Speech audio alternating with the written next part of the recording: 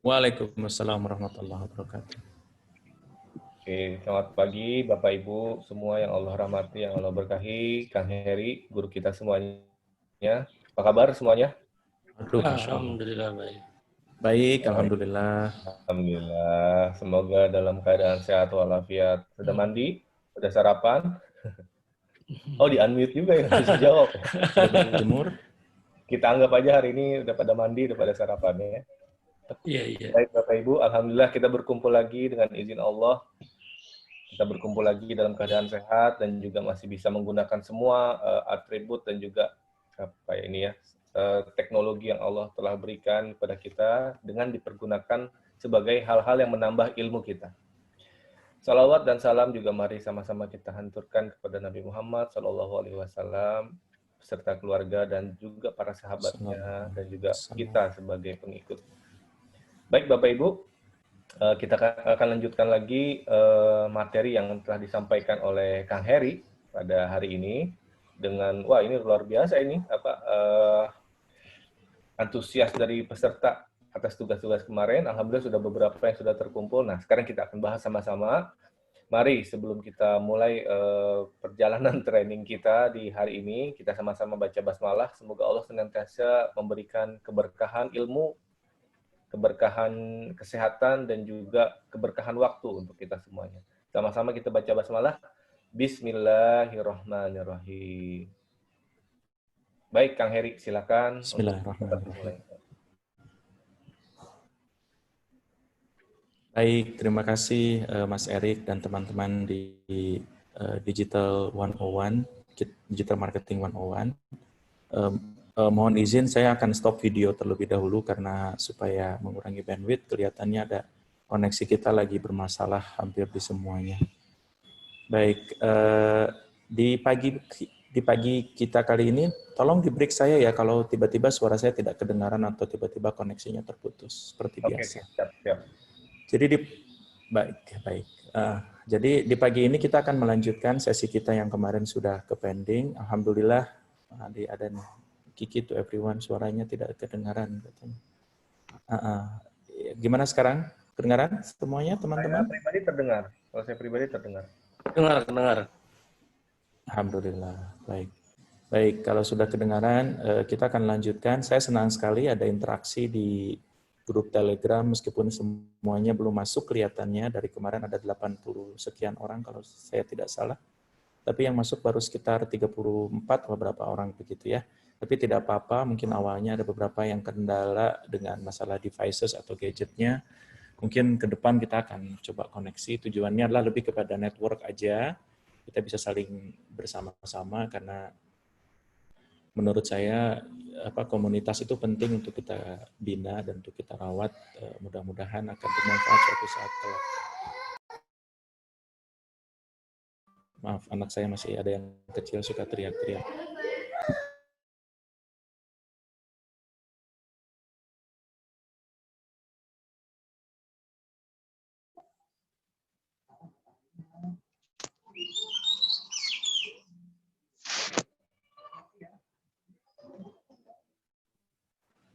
Gimana? Kelihatan teman-teman?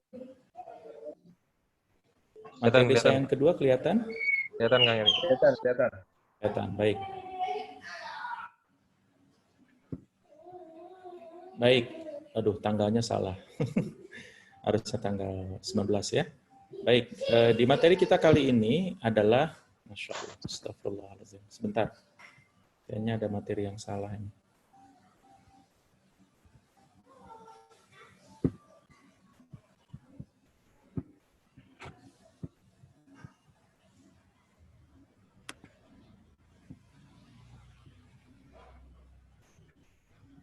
Sebentar ya. Iya, apa Kang?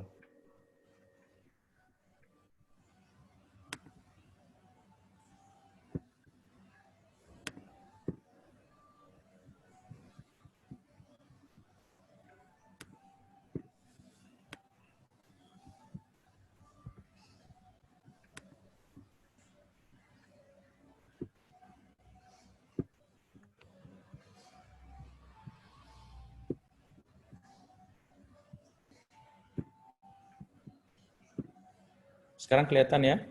Terlihat. Baik, baik. Oke, di materi kita kali ini saya ingin nge-recap dari teman-teman semuanya.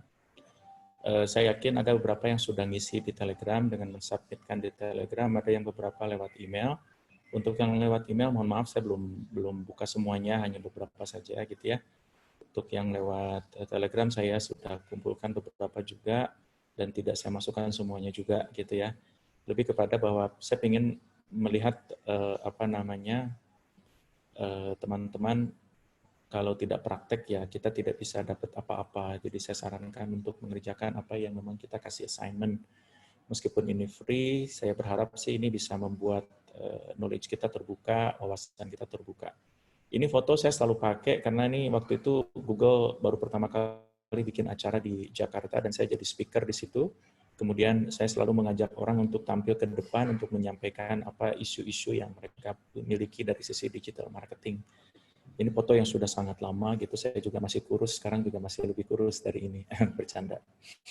Baik, saya coba recap beberapa yang sudah masuk ke sini ya. Ada dari Babeh Dolof Kemang, itu dengan sangat jelas mendefinisikan nama brandnya adalah Kambing Babeh Dolof Kemang. Kemudian orang memilih brand saya karena menu kambing saya unik, anti mainstream, tidak ada di tempat lain. Saya menciptakan masakan yang bukan follower masakan yang sudah ada. Catatan saya untuk Babeh Dolof adalah coba uniknya ini bisa lebih spesifik ya, bisa lebih spesifik, lebih tajam begitu. Misalnya resep masakan keluarga asli Betawi Babeh Dolof yang menggabungkan rempah-rempah Timur Tengah seperti ABCDFGH, sebut saja apa rempah-rempahnya, dan juga cara pengolahan yang membuat daging empuk dan tidak bikin enak. Misalnya ini contoh aja ya buat kawan saya untuk Babeh Dolof brand begitu. Selainnya oke, menurut saya ini harus tetap kita pertahankan, tinggal lebih spesifik dari sisi kenapa orang memilih brand kita. Ya. Kalau kita perhatikan iklan-iklan mainstream yang ada di televisi gitu ya, kayak misalnya ada Garuda Food yang mengatakan kacang Garuda ini tidak mengandung kolesterol. Yaitu semua kacang tidak mengandung kolesterol sebetulnya ya. Tapi dia dengan klaim seperti itu menunjukkan bahwa kami berbeda begitu. Sekali lagi, marketing is about how to be different but keep relevance gitu ya. Ini feedback dari saya, tapi monggo ini cuma feedback yang mudah-mudahan berguna buat Babeh Dolof. Kemudian ada lagi kopi kuliner Kumau Kopi. Dia mengatakan bahwa orang memilih brand saya karena rasa dan kemasan yang unik. Cuman kalau misalnya rasa dan kemasan yang unik ini seperti apa yang uniknya? Misal, ini ide saja yang bisa jadi iya, bisa jadi tidak ya. Cuman saya mencoba belajar dari UKM-UKM yang sudah established di market gitu. Itu selalu mendefinisikan keunikannya itu dengan sangat jelas. Misalnya, kalau dari sisi kemasan, kemasannya terbuat dari kertas daur ulang yang biodegradable misalnya. Ya, ini salah satu contoh didesain oleh desain nomor 71 di seluruh Asia Tenggara. Misalnya ini cuma klaim-klaiman aja, tapi ya in a way bahwa memang how to make a difference itu menjadi penting buat kita semuanya. Atau menjamin rasa kopi Robusta yang dikombinasikan dengan madu khas Baduy adalah kopi signature kami misalnya. Jadi ada satu keunikan yang dimiliki yang tidak dimiliki oleh tempat lain. Kalau kita bicara Starbucks itu tidak bicara kopi as a per kopi per se ya teman-teman. Starbucks yang dia jual itu bukan kopi kalau saya melihatnya. Starbucks itu yang dia jual adalah tempat strategik. Coba aja teman-teman perhatikan, Starbucks selalu ada di lantai 1, pas pintu masuk, pas macam-macam. Karena dia sadar betul bahwa kekuatan dia adalah tempat ngumpulnya itu. Gitu. Jadi bukan dari sisi kopi. Saya penikmat kopi juga dan saya merasakan bahwa kopi Anomali jauh lebih enak dibandingkan dengan kopi-kopi yang lainnya, termasuk yang Starbucks juga. Apakah bisa disimak, teman-teman? Bisa. Oke, baik. Ini contoh kedua ya mengenai Kumau Kopi. Jadi tolong lebih spesifik keunikannya itu apa. Karena ini saya ngelihat masih ada yang mengklaim keunikan, cuman somehow tidak tahu keunikannya itu apa. Kita mesti define secara clear, what is your uniqueness. Kita nggak bisa main ngomong digital marketing lebih jauh kalau kita tidak punya keunikan. Itu yang saya ingin tegaskan ke kita semuanya ya. Baik, saya juga mempelajari ada harsa.planner. Ini juga sama, kalau saya melihat bahwa orang memilih brand saya karena jasa dekorasi dapat disesuaikan dengan budget calon pengantin dan banyak pilihan paket lengkap. Pertanyaan saya adalah, apakah kompetitor juga bicara yang sama? Saya yakin iya. Nah, coba buat narasi yang lebih bisa kita dapatkan kepada target audiens yang kita inginkan gitu. Misalnya, narasi yang ingin kita tawarkan adalah free assessment untuk tema pernikahan berdasarkan profil pasangan. Misalnya seperti itu. Jadi melalui karakter assessment pengantin, bikin semacam satu atau dua lembar kuesioner gitu yang isinya adalah mencoba menemukan match-nya itu di mana gitu. Itu banyak kok cara bikin kuesioner untuk pasangan sehingga come up dengan ideas untuk bisa membuat sebuah theme ya atau tema tertentu misalnya ya. Jadi tolong sekali lagi, kita itu kadang susah sekali menemukan what is the best story yang akan kita bangun. Jadi kita mesti jago untuk menarasikan sesuatu hal gitu sehingga bisa menemukan perbedaannya dibandingkan dengan yang lain ya. Baik, ada lagi yang saya juga pelajari ini dari Tamam Laundry atau Dapur Tamam. Ini dua hal yang terpisah tapi namanya sama, satu untuk laundry, satunya lagi untuk dapur. Apakah salah Pak Heri? Tidak ada yang salah. Yang namanya ilmu branding tidak ada yang salah. Cuman saya ingin meng-highlight bahwa apa bedanya jasa kita dibandingkan dengan jasa yang lain. Jasa laundry kita itu keunikannya apa? Apakah di layanan? Apakah di harga? Temukan perbedaannya. Misalnya, kami adalah laundry yang bisa menjamin dalam 3 jam baju Anda bisa rapih kembali. Misalnya seperti itu. Saya nggak tahu ya, silakan temukan cara baru, metode baru, cara berkomunikasi baru gitu ya, dan lain-lain. Coba pelajari dari iklan-iklan yang dulu mungkin kita pernah terekspos. Sebuah brand bernama Lifebuoy, bernama Pepsodent misalnya, itu selalu nampak baru di benak kita karena mereka mampu berkomunikasi dengan baik. Saya yakin generasi-generasi yang ada di sini pernah terekspos dengan iklan Pepsodent yang ada zinc citrat dan tricol sun. Come on man, semua brand Pepsodent, semua brand pasta gigi itu pasti pakai zat kimia itu, dan macam-macam tadi itu. Jadi intinya adalah coba dikomunikasikan gitu. Kemudian kecap bango, semua kecap relatif sama, tapi narasi yang dia buat adalah terbuat dari kacang kedelai pilihan dan seterusnya. Nah, cara-cara seperti ini, the way we communicate is very important untuk kita semuanya untuk masuk ke dalam ranah digital marketing. Ya, baik. Selainnya oke, menurut saya ini juga ada lagi bisnis yang saya masuki adalah Boga Herbal. Ya, kemudian nama brand saya adalah Lembah Hijau. Nah, kenapa orang memilih brand saya? Ya sudah dikenal. Jadi kalau pertanyaan saya adalah ukuran bahwa kita sudah dikenal itu apa? Apakah kita punya database? Dari 100 database yang kita punya, apakah lebih dari 100% orang membeli lagi? Apakah apa? Jadi ukuran kita dikenal itu apa? Itu mesti lebih spesifik. Kenapa orang lebih memberi saya sudah dikenal karena misalnya dari 100 orang yang sudah pernah membeli herbal, itu 75-nya beli lagi. Dan sampai sekarang, anggota saya sudah 1.000 orang, dan mereka menjadi customer loyal saya ada sekitar 971. Baru kita katakan bahwa brand Anda sudah dikenal. Ya, we have to be able to make more specific who you are and what you are gitu. Ya, sekali lagi, ini contohnya adalah bedanya kita dengan herbal yang lain adalah bahwa misalnya nih, herbal lembah hijau itu tanpa pestisida dan alami. Racikan para leluhur keluarga Razak menemukan herbal lembah hijau terjamin kualitas pengolahan dan bahan yang sudah diuji klinis, mengandung XXX, YYY, ZZZ gitu ya. Ini juga perlu satu klaim yang bisa kita pakai sebagai bagian dari reasons to believe. Alasan kenapa kita percaya dengan brand Anda. Ya, teman-teman ini perlu di-highlight.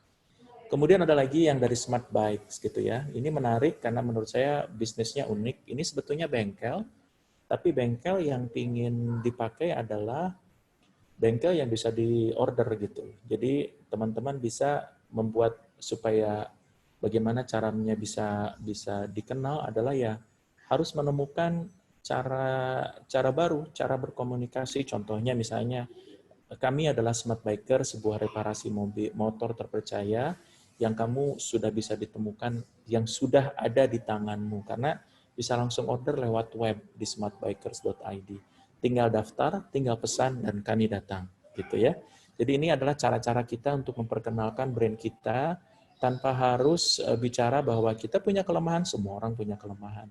Tapi memang yang kita ingin tonjolkan adalah keunggulan kita, kekuatan kita. Ada lagi namanya bisnis yang saya masuki adalah jasa konstruksi. Misalnya ini ada lagi, nama brand saya adalah Rumahku Surgaku. Orang memilih brand saya karena baru dikenal. Nah ini juga perlu di-highlight. Kira-kira apa ini untuk bisa membuat unik? Penawarannya adalah misalnya, gratis konsultasi jasa interior buat suami istri yang sedang ulang tahun, misalnya, di bulan sekarang. Karena mencantumkan keinginan, dengan cara mencantumkan keinginan bikin tempat tinggal di Jabodetabek. Ini adalah salah satu cara-cara baru untuk memperkenalkan kita dengan konsumen kita atau potensial audiens kita. Bisa disimak teman-teman? Halo? Bisa Kang? Bisa. Baik. Jelas. Saya lanjutkan? Ya, Baik. silakan Kang. Saya lanjutkan, oke ya. Nah, dari apa yang sudah saya kasih contoh, mungkin contohnya masih terlalu dini karena kan ini baru kita ngobrol-ngobrol lewat seminar online pula gitu ya. Saya berharap teman-teman bisa memiliki cara berpikir yang berbeda dari yang tadi atau tadi pagi atau kemarin. Setelah saya kasih contoh beberapa, saya berharap teman-teman bisa menempatkan perbedaan kita dengan yang lain itu apa gitu. Karena kita percaya betul Nabi besar kita Muhammad SAW sudah memiliki unta itu lebih dari 20 ekor karena mas kawin kepada Siti Khadijah itu dengan mas kawinnya unta dengan sangat banyak. Itu artinya apa? Beliau adalah seorang narasi yang baik dalam menyampaikan pesan, dalam menyampaikan perdagangannya, perniagaannya, perbisnisannya. Beliau sangat mahir untuk itu dan kemampuan kita untuk membuat berbeda dengan yang lain itulah cara-cara Rasulullah untuk mampu menampilkan kejujuran tapi tanpa perlu superlatif begitu. Intinya adalah mengajak kita untuk berpikir karena marketing itu adalah tentang how to be different tapi keep relevant. Ini sulit tapi memang kita harus bisa gitu. Sekali lagi di era seperti sekarang semua serba sama, bahkan ada beberapa orang yang mengatakan bahwa there is no new under the sun katanya. Tidak ada hal baru di dalam dunia ini gitu ya, di bawah sinar matahari ini. Justru dari itu itulah tantangan kita untuk menemukan hal-hal baru, cara-cara baru sehingga kita bisa dikenal oleh konsumen dengan sangat clear ya. Itu harapan saya. Memang tidak mudah tapi saya yakin kita bisa menemukan itu. Mungkin Pak moderator bila ada pertanyaan silahkan di floor saja sebelum saya lanjutkan ke slide berikutnya. Oke, baik. Terima kasih. Baik, Bapak Ibu, mungkin ada pertanyaan dari materi yang sudah disampaikan ini di materi awal. Oke, tapi mungkin saya ingin tanya nih, Pak. Silakan. Bang Heri. Ini kan tadi kan ada beberapa merek yang sifatnya tuh sifatnya baru dikenal. Tadi juga ada juga yang sudah dikenal, ada juga yang ya paling tidak lah merek-merek yang mereka sudah buat itu kan sudah terdeliver ke sosial media ya.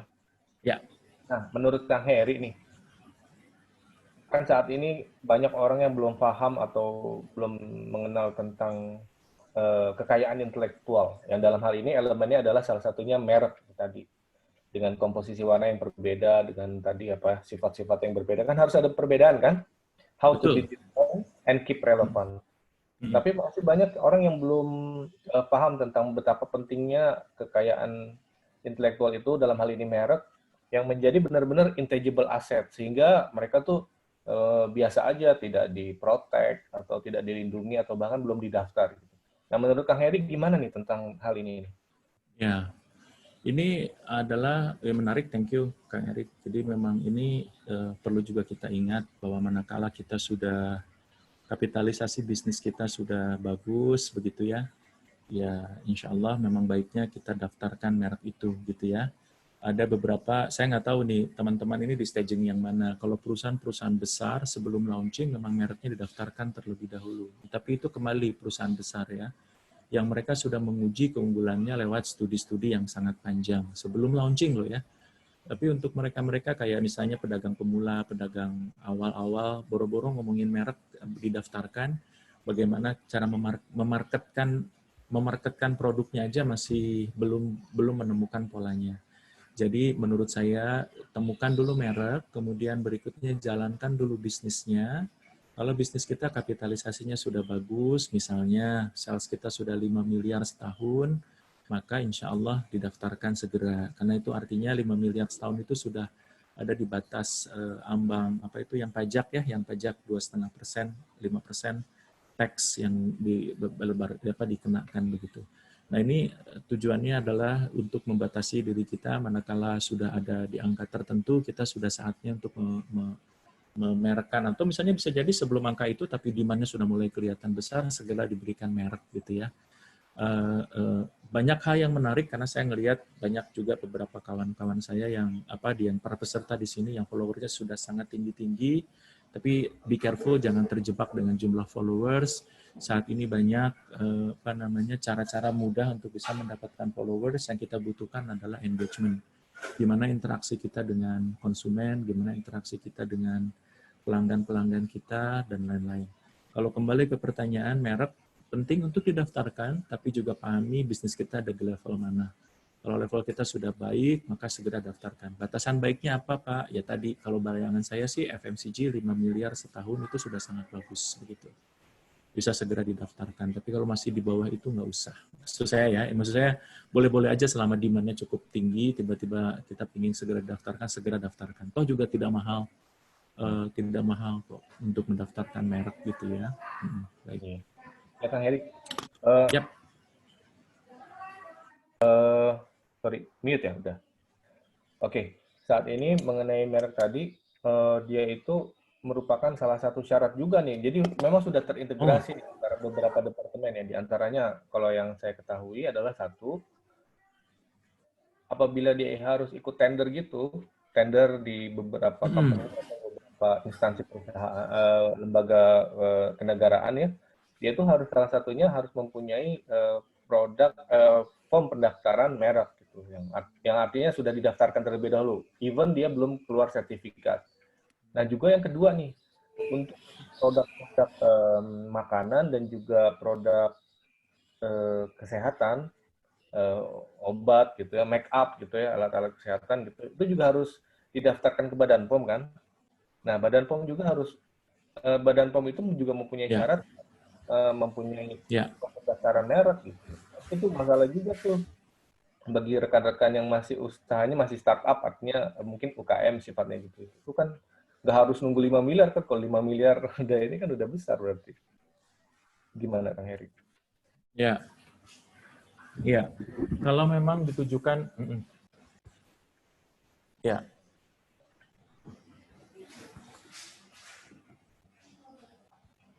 Oke, lanjut Kang.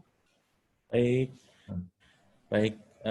Terima kasih Mas Erik penjelasannya. Jadi memang kalau dikatakan penting. Cuma ya tadi kembali lagi prioritas kita mau apa dulu gitu ya. Kalau saya termasuk orang-orang yang lebih prefer untuk establishment bisnisnya terlebih dahulu. Setelah bisnisnya establish, dalam artian establish di sini ya proses produksinya sudah berjalan dan lain-lain, baru merek mungkin didaftarkan. Tapi ada juga yang memang merek ini didesain untuk mendapatkan proyek-proyek dari pemerintahan misalnya atau dari perusahaan-perusahaan.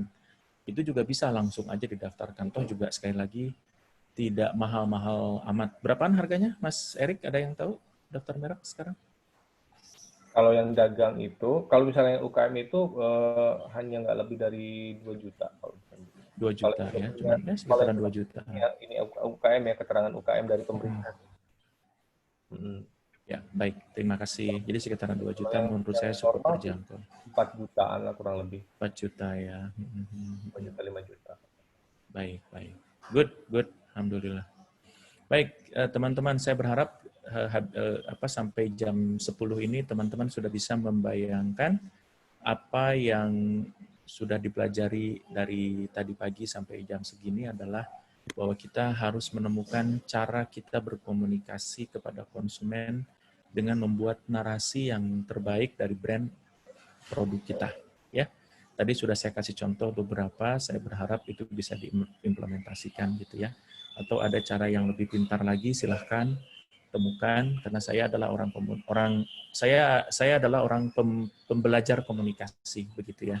Sehingga saya bisa paham betul bagaimana merangkai sebuah cerita narasi dari sebuah brand. Baik, kalau bicara digital marketing 101, sebetulnya banyak jalan untuk bisnis kita mudah ditemukan di digital. Banyak cara gitu. Bisa hanya dengan Instagram saja kemudian kita berjualan, bisa hanya dengan nomor WA saja kita bisa berjualan, bisa hanya dengan Facebook account saja kita bisa berjualan gitu ya teman-teman. Silahkan temukan cara-cara terbaik. Yang ingin saya share di sini adalah seperti yang tadi di awal-awal saya kasih assignment, saya biasanya pakai best practice yang dipakai oleh banyak orang yang saya pelajari, itu adalah temukan dulu bisnis Anda ada di mana, apakah Anda sebagai produsen, apakah Anda sebagai distributor atau pedagang, apakah Anda sebagai marketers atau marketing, dan berikutnya apakah Anda sebagai bisnis Anda bisnis jasa gitu. Karena 4 pola itu akan berbeda cara operasional, cara ngerunning bisnisnya itu lain-lain gitu ya. Dan saya yakin ketika kita punya keunggulan dari sisi narasi, dari sisi produk kita, maka akan lebih mudah dikenal kita terhadap konsumen. Kalau kita kita saja masih belum menemukan keunggulan dibandingkan sama yang lain, maka jangan dulu beriklan, jangan dulu pingin iklan di Facebook, jangan dulu bikin iklan di Google, buat apa? Itu hanya sodakoh, saya menyebutnya sodakoh ke Facebook dan Google. Apakah kita ikhlas sodakoh ke Facebook dan Google? Saya rasa tidak. Sedekah lebih baik ke masjid, lebih baik ke tempat peribadatan yang lainnya, insya Allah ya. Baik, kemudian membangun bisnis daring, membangun bisnis online itu tidak sama dengan membangun bisnis kantoran atau toko. Ini harusnya toko, kok jadi tuk, saya nggak ngerti kenapa. Jadi, atau misalnya bisnis offline lah gitu ya. Membangun bisnis daring itu tidak sama. Jadi, there is a way yang kita sebut bahwa bisnis daring itu tidak perlu investasi sewa ruko dulu, tidak perlu. Dari rumah juga bisa, dari kantor juga bisa, dari virtual office juga bisa ya. Teman-teman, banyak cara beda, banyak cara lain kenapa bisnis daring saat ini banyak diminati, karena memang tidak harus memerlukan modal yang besar. Ada beberapa rule of thumb yang hampir bisnis offline.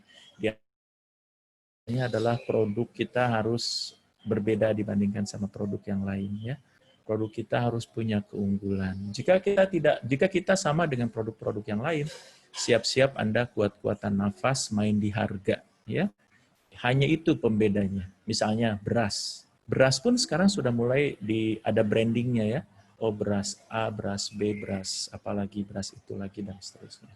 Ini adalah cara-cara kita untuk memulai bisnis memang harus seperti itu yang baik online maupun offline ya.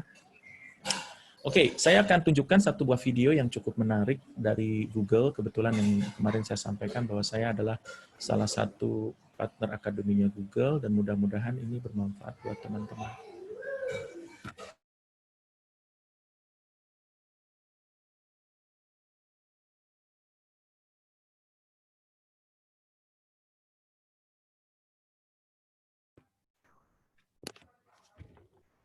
Suaranya belum ada nih, Kang.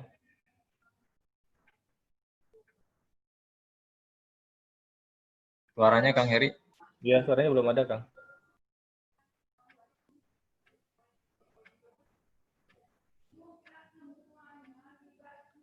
Kang Heri, suaranya belum ada.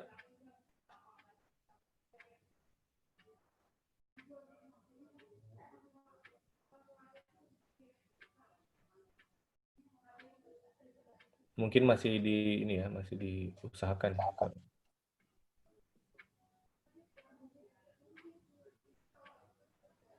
Nanti kalau sudah terdengar bisa diulang lagi ya, Kang, videonya.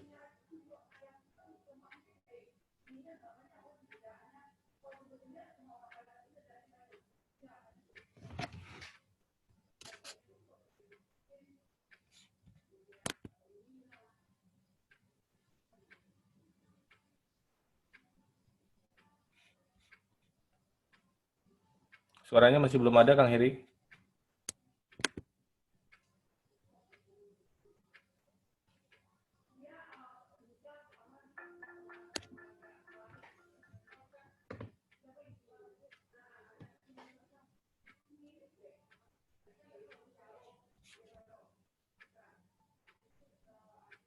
Masih belum ada suaranya nih. Kita nggak diterima nih.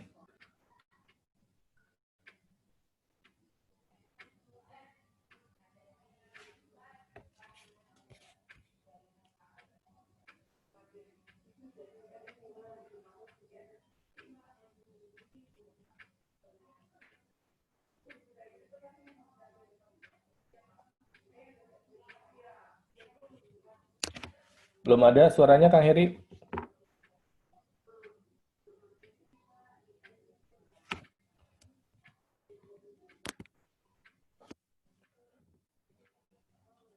Nggak ada suaranya, Kang.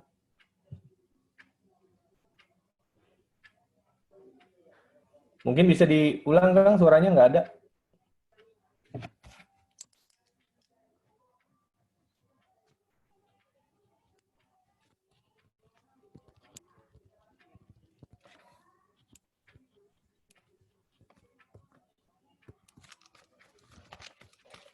Kang Heri sepertinya pakai headset ya. Kang Heri bisa copot headsetnya mungkin, karena headsetnya itu membatasin volume dari PC, Kang. Oh,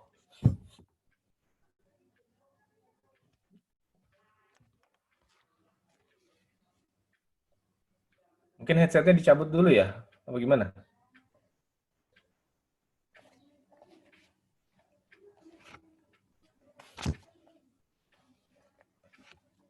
Nggak ada suara.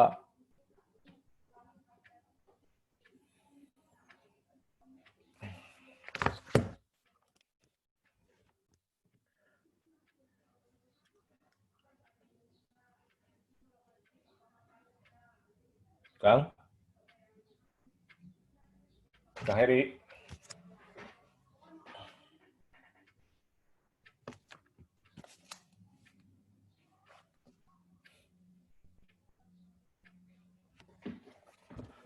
Tidak ada suara video.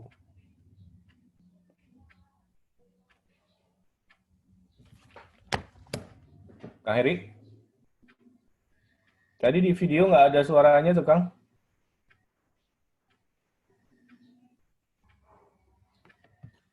Ini lagi dia cari tahu, Kang Heri. Sebentar ya, Kang. Lagi dicari tahu kayaknya. Lagi. Oke. Sebentar ya Bapak Ibu ya. Mudah-mudahan ada solusinya nih. Kemarin kan bisa kan? Kalau kemarin sih video sih bisa.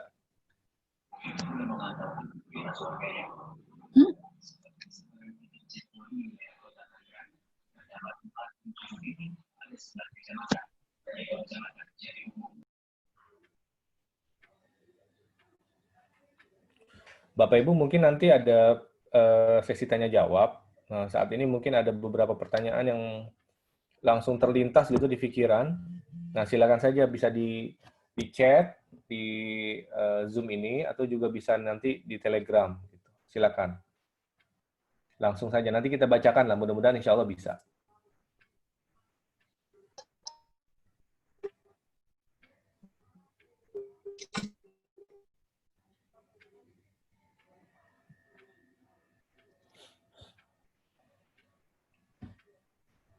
Masih diusahakan nih sama Kang Heri sebentar.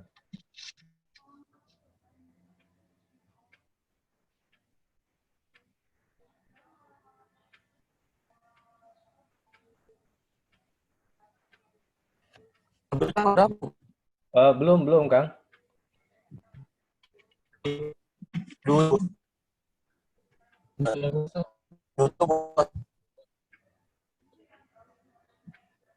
Oh, jadi itu kami berarti. Pak Febri, suaranya terputus-putus, Pak Febri.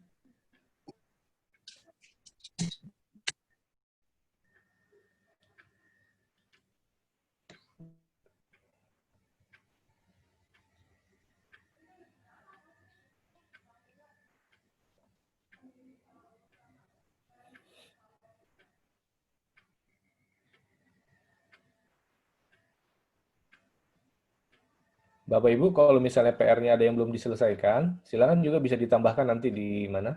Di Telegram, ditulis mengenai brand-nya, apa, sudah dibuat atau belum. Halo, sekarang kedengaran nggak? Oke, sekarang kedengaran, Kang Heri. Baik. Tapi suara Halo. videonya tadi belum. Halo Erik, Ya, siap. Kang Heri? sudah kedengaran suara saya ya? Nah, sekarang sudah, sekarang sudah. Tadi suara video belum, Baik. suara Kang Heri juga sempat nggak stabil, nggak terdengar. Oh baik, baik. Kalau gitu nanti videonya akan saya share di grup ya. Oke, Itu iya, iya, sudah betul. tersedia di YouTube, nanti teman-teman bisa lihat. Tapi poinnya adalah era sekarang itu adalah era di mana kita bisa memanfaatkan momen. Apa itu momen? Momen itu adalah ketika kita mulai butuh sesuatu, biasanya orang langsung melakukan action. Actionnya sederhananya adalah googling, atau YouTuber-an, atau ngecek sosial media. Jadi misalnya kita pingin mau beli handphone, budget kita 5 juta, itu langsung posting di sosial media dengan mengatakan, saya butuh handphone yang cocok buat keseharian saya sebagai ibu rumah tangga, cuma 5 juta rekomendasi, gitu. Jadi yang disebut sama zero moment of truth ya teman-teman ya. Bisa disimak Mas Erik? Bisa, bisa. Baik, baik. Oke, ini contoh yang saya dapat dari Google ya, bahwa intinya sih begini. Kalau misalnya brand kita, merek kita, produk kita sudah ada di online, maka 65% orang online itu akan mencari informasi, 65% orang online consumer itu look up more information dibandingkan sama online 1 tahun yang lalu gitu ya, atau beberapa tahun yang lalu. Kemudian jika misalnya saya ada di online, maka 2 kali kemungkinan besar orang akan mencari yang terdekat, misalnya toko buku atau misalnya restoran terdekat begitu ya, restoran kambing terdekat. Nah itu seandainya kita mengaktifkan Google My Business, maka akan memudahkan kita untuk ditemukan di online gitu. Jadi segera saja daftar dengan berbagai macam cara di sosial media, di Google My Business. Tujuannya adalah untuk mengidentifikasi gerai kita ada di mana ya. Kemudian kita juga tahu betul saat ini smartphone penting, ya. Makanya smartphone ini digunakan untuk kepentingan bisnis kita dengan cara yang tadi nomor bisnis kita itu harus berbeda dengan nomor bisnisnya gerai kita atau toko kita, gitu ya. Kadang-kadang kita kan sering berjalan kalau nomornya sama ya saya mereka butuh konsultasi, mereka butuh ngobrol. Sekali lagi, digital tidak hanya melulu tentang web, tidak hanya melulu tentang sosial media, tapi ada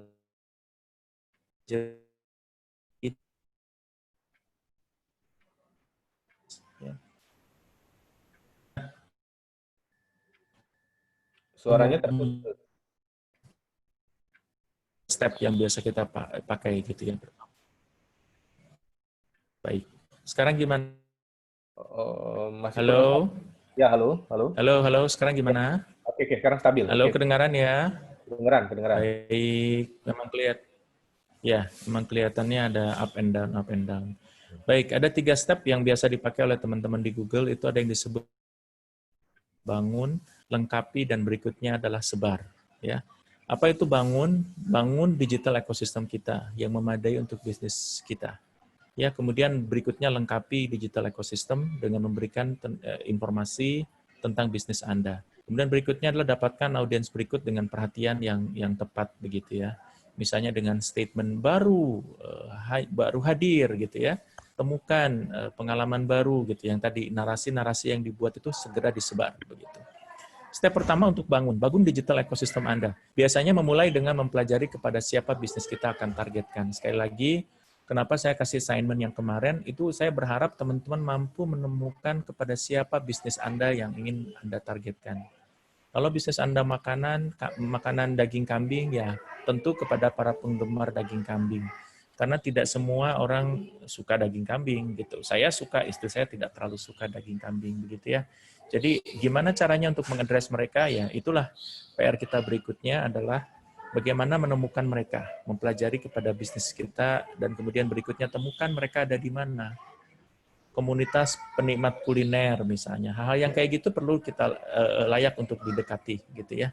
Kemudian siapkan toko atau shop Anda di saat mereka butuh. Artinya toko di sini pakai tanda apostrof, tujuannya adalah bahwa Anda bisa saja dengan pesanan online gitu. Sekarang sudah mulai banyak toko-toko kuliner tapi tidak punya gerai. Artinya dipesan lewat Gojek saja, dipesan lewat pesanan saja, baru dikirim, baru diantar. Itu makin banyak dan saya yakin itu akan mampu mengurangi cost operations. Bagi yang sudah punya gerai, bagi yang sudah punya toko, alhamdulillah harus bersyukur karena itu jauh lebih mudah untuk mengajak konsumen datang ke tempat Anda, begitu ya. Nah, biasanya saya berpikir itu website. Website itu tidak harus yang mewah gitu ya, hanya sekedar website biasa saja, satu page saja sudah cukup. Isinya tentang Anda ada di mana, atau misalnya Anda ini siapa, mereknya apa, kemudian kekuatan Anda itu apa yang membuat Anda berbeda sama yang lain, persis seperti tugas yang tadi saya ceritakan. Tinggal ditambahkan berikutnya adalah testimonial orang yang menggunakan produk Anda itu seperti apa. Mas Erik, bisa disimak? Bisa. Baik. Kemudian berikutnya adalah media sosial. Media sosial yang hampir sama dengan website, dan berikutnya adalah aplikasi ya. Kalau misalnya aplikasi kita saat ini belum punya atau belum ada, maka temukan cara-cara lain. Bangun yang saya sebutkan di sini, aplikasi bisa diganti juga dengan community. Karena community itu banyak angle-nya. Banyak angle, banyak cara kita melihatnya begitu. Kemudian untuk lengkapi juga sama. Buatlah audiens Anda paham bedanya Anda dengan yang lain. Jadi misalnya selalu kalau di Google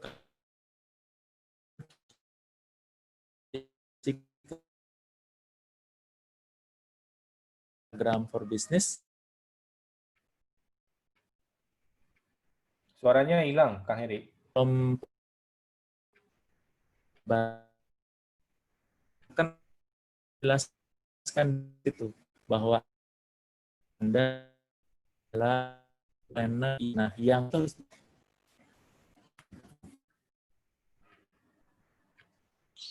Putus-putus suaranya, Kang Heri. Halo. Diulang 2 menit terakhir deh.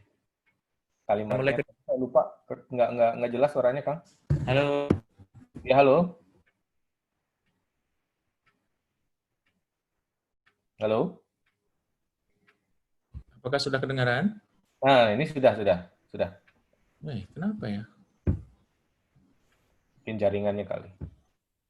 Iya. Tadi sampai ini ya. Lengkapi ya tadi ya. Ya, sampai lengkap. Ya. Baik, buatlah audiens Anda paham dengan bedanya Anda dengan yang lain. Kemudian berikutnya adalah bagaimana caranya kita berbeda, adalah bungkuslah konten-konten yang Anda miliki dengan media-media yang Anda punyai. Contohnya misalnya Instagram. Instagram itu kan punya keunikan, dia punya Instastory. Nah, masukkan Instastory Anda yang menarik-menarik tersebut, konten-konten yang menarik dalam Instastory. Seandainya follower Anda cukup banyak, maka orang-orang akan bereaksi terhadap Instastory. Orang-orang Indonesia ini sangat kepo luar biasa, apalagi di era sekarang, di era COVID-19. Banyak orang yang pegang handphonenya lebih tinggi dibandingkan sama pegang Quran, Masya Allah. Ya. Jadi memang harus dinaikkan konten-konten menarik kita dengan medianya. Gitu. Kemudian kenali karakter audiens yang kita miliki itu seperti apa. Kita harus mampu mengenali mereka secara baik, maka dari itu kontennya coba disiapkan dari sekarang. Nanti saya akan tunjukkan beberapa konten-konten yang baik yang pernah saya temui begitu ya. Kemudian bukan hanya kontennya, medianya juga, dan berikutnya analitik. Analitik yang saya maksudkan di sini adalah seandainya kita mampu merekap aktivitas penjualan konsumen kita, itu akan lebih bagus. Ya, kegiatan mereka, dia beli apa dan lain-lain, itu kita harus rawat begitu. Nah, sebar di sini banyak caranya. Ada orang yang menggunakan SEO. Apakah semua teman-teman tahu bedanya SEO sama SEM? Mas Erik tahu? Belum tahu SEO dan SEM. Belum tahu. Baik. Anggap aja belum tahu. Belum tahu. Anggap aja belum tahu. Saya tunjukkan ya habis ini ya, SEM, SEO, SEM, dan satunya lagi komunitas. Jadi ini cara-cara yang paling quote-unquote paling mudah, murah, dan sederhana ya. Ini saya coba tunjukkan SEO dan SEM bedanya apa di... Halo? Ya, halo. Kelihatan? Ya. Baik. Ini contoh ya teman-teman, misalnya beli, Allah Akbar, beli sepatu apa sih sekarang itu yang lagi happening apa ya, sneakers misalnya. Nah teman-teman di sini bisa kelihatan slide saya, halo? Bisa Apa? terlihat ya? Komputer saya ini bisa kelihatan? Bisa. Ini ada tulisan ad ya. Ada tulisan ad. Nah, ini ad ini iklan, teman-teman. Ini yang disebut sama SEM, Search Engine Marketing. Jadi ketika orang ngetik beli sepatu sneakers, maka yang muncul adalah zalora.co.id, ilot.com, kemudian berikutnya, nah ini dia tanpa ad, tanpa iklan. Ini yang disebut sama SEO. Halo? SEO apa artinya? Search Engine Optimization. Oh. Ya, mengoptimalisasikan search engine. Kalau SEM, 1 menit itu langsung naik. Misalnya teman-teman pada mau, oh Pak, saya mau jadi urutan pertama di Google, boleh. Selama budgetnya ada, website-nya ada, maka dengan mudah. Bayar, ini bayar. Yang ini tidak bayar, tapi ini harus rajin. Halo? Ya, halo. Ya, oke. Ya, ini yang shopee.co.id, ini harus rajin. Shopee ini pintar penggunaan SEO-nya bagus. Kemudian ada ncrsport.com, nah ini juga sama. Ya, misalnya tadi kan ada wedding planner misalnya. Tuh, wedding planner sudah mulai banyak yang menggunakan iklan. Ada namanya Bride Story, ada Patra Jasa, kemudian Bali VIP Wedding. Nah ini semuanya pakai ada tulisan ad, di sini namanya SEM. Tapi kalau misalnya tidak menggunakan SEM, nah ini namanya SEO. SEO, ya. Yang kayak gini-gini nggak pakai ad. Gitu. Apalagi misalnya tadi ada restoran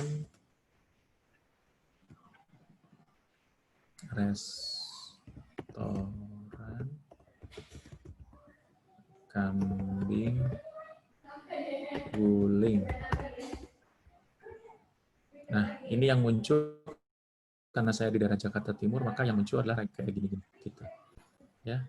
Dan ini belum ada nih iklannya nih, restoran kambing guling belum ada. Misalnya kita mau pesan kambing guling sekarang gitu, itu juga bisa di sini dengan menggunakan SEM. Bisa ya dibedakan teman-teman bedanya SEO dan SEM? Ya, bisa Kang. Baik. Syukur. Nah, kalau kita sudah bisa menggunakan SEO dan SEM, itu relatively insya Allah banyak orang yang akan bertanya, banyak orang yang akan terkonversi untuk yang butuh dengan produk Anda atau brand Anda, ya. Nah, Kang, boleh nanya nggak nih? Ada yang nanya nih kebetulan nih. Boleh, silakan. Ini dari Pak Erik Rahyandi. Tanya dong, mana yang lebih efisien dan efektif, Google Ads atau service SEO yang berbayar?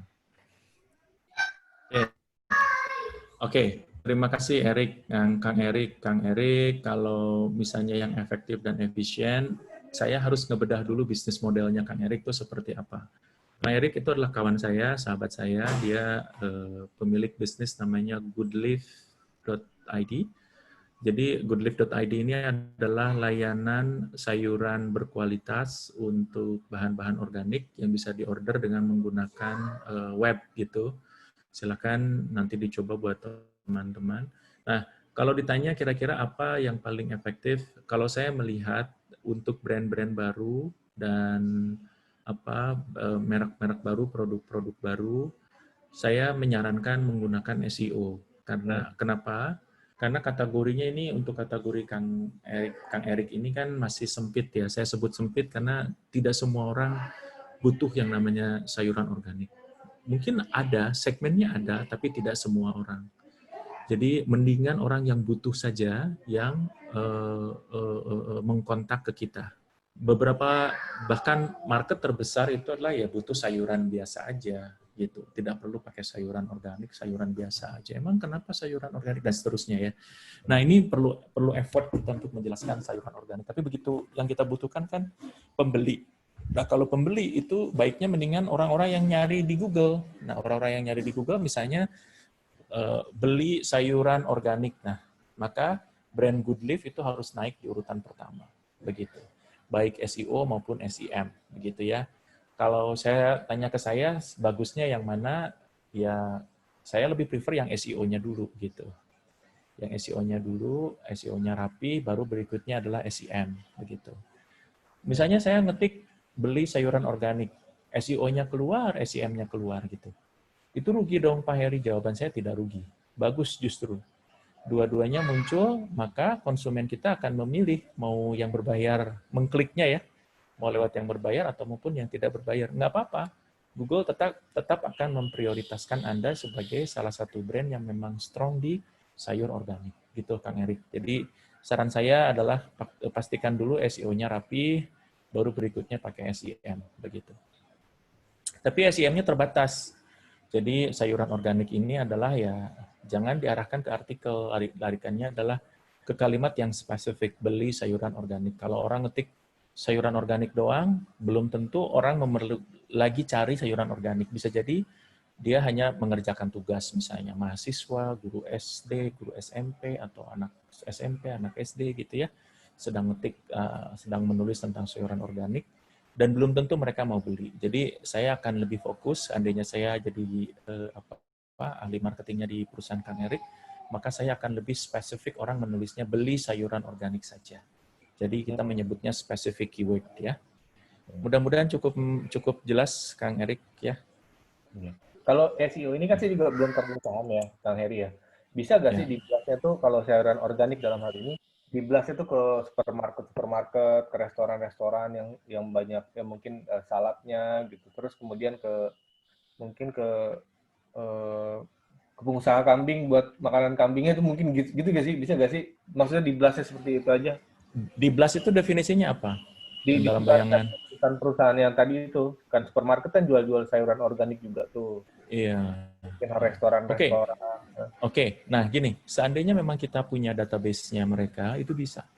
Oke. Jadi setiap kali orang tersebut membuka handphone, kemudian mengetik sayuran organik, maka automatically handphone tersebut kan punya nomor ya. Nomor tersebut kan erat kaitannya dengan, makanya kan Google selalu, Google Chrome-nya itu selalu mengidentifikasi usernya siapa. Jika usernya sama dengan profile nomor handphone, maka begitu dia ketik sayur organik, maka akan otomatis iklan kita akan keluar. Itulah era digital sekarang, bisa lebih tertarget gitu. Jadi kalau memang mau dibuat begitu, itu bisa banget, bisanya pakai banget gitu. Nah ini istilahnya sih kayak jemput bola aja kalau seperti ini gitu Kang Heri. Betul. Jadi ini kita tinggal menjemput bola. Itulah uniknya sekarang, kita bisa menggunakan tertarget ya, iklan tertarget kepada target audiens yang ingin kita bidik secara tepat dan tepat. Ya. Ini masih ada pertanyaan yang korelasinya lanjut nih. Bisa Kang Heri? Boleh? Silahkan. Dari Pak Eko nih. Kalau SEO itu butuh skill khusus kan ya? Ada tips nggak untuk membuat SEO itu lebih super gitu maksudnya kali ya? Atau butuh uang, butuh sewa orang untuk buat SEO-nya? Oke, bicara SEO itu saya bisa 2 hari Kang. Seriously, bisa SEO itu ya. Jadi SEO itu apa definisinya, kemudian teknik-tekniknya seperti apa, bagaimana caranya gitu. Karena emang banyak teknik apalagi di era sekarang. Cuman kalau mau mensederhanakan seperti yang kemarin saya ceritakan, ya, coba lihat website Anda masing-masing, coba perhatikan, kita punya gambar kan, kita punya pictures gitu. Kita punya JPEG yang ada di dalam website tersebut. Nah itu tuh nama filenya coba ganti menjadi nama file brand Anda, disertai dengan penjelasan gambar ini gambar apa, misalnya, atau service apa. Misalnya ada gambar ada gambar komputer gitu ya, Mac lagi terbuka misalnya, kemudian Anda punya bisnis digital marketing. Jadi cantumkan nama bisnis Anda, misalnya saya, Salam Berkah minus digital marketing services gitu. Jadi nama filenya pun itu di Google dikurasi, teman-teman. Ya, itu cara-cara termudah yang bisa dilakukan. Kedua, konten kita jangan hanya sekedar flyer online, bikin sekali ditinggalkan website kita, jangan. Justru bikin konten-konten yang menarik, yang berhubungan dengan produk Anda. Misalnya, saya saat ini digital marketing udah terlalu crowd, maka yang saya tulis tentang omnichannel. Omnichannel itu relatif hampir sama dengan digital marketing ya. Omni itu present, omnus itu present now gitu. Jadi channelnya itu ada sekarang begitu ya. Ya digital marketing juga gitu, tapi dengan format yang berbeda gitu. Nah, ini saya lebih fokus diarahkan ke agensi saya ini sebagai omni channel agency di Jakarta gitu. Jadi tujuannya sama, yaitu ingin memfokuskan bagi orang-orang yang mencari omni channel services gitu. Karena bisnis saya sekarang saya arahkan ke korporasi-korporasi besar. Saya tidak mentargetkan untuk SMB, untuk small medium businesses. Saya pinginnya yang besar-besar karena saya sudah melakukan rapat dengan stakeholder saya yang lain gitu, diarahkannya tidak ke UKM, jadi area agensi-agensi yang besar. Kurang lebih kayak begitulah. Nah, kembali ke tadi urusan SEO, maka yang saya tekankan tadi itu artikel kita di-update gitu tentang bagaimana marketing business to business, bagaimana misalnya ya, tergantung bisnis Anda ada di mana. Nah, bikin konten-konten yang relevan. Kita sering sekali mendengar istilah tren ya, tren. Ada berita-berita tentang yang tren gitu. Nah, itu bisa dibahas juga oleh bisnis Anda.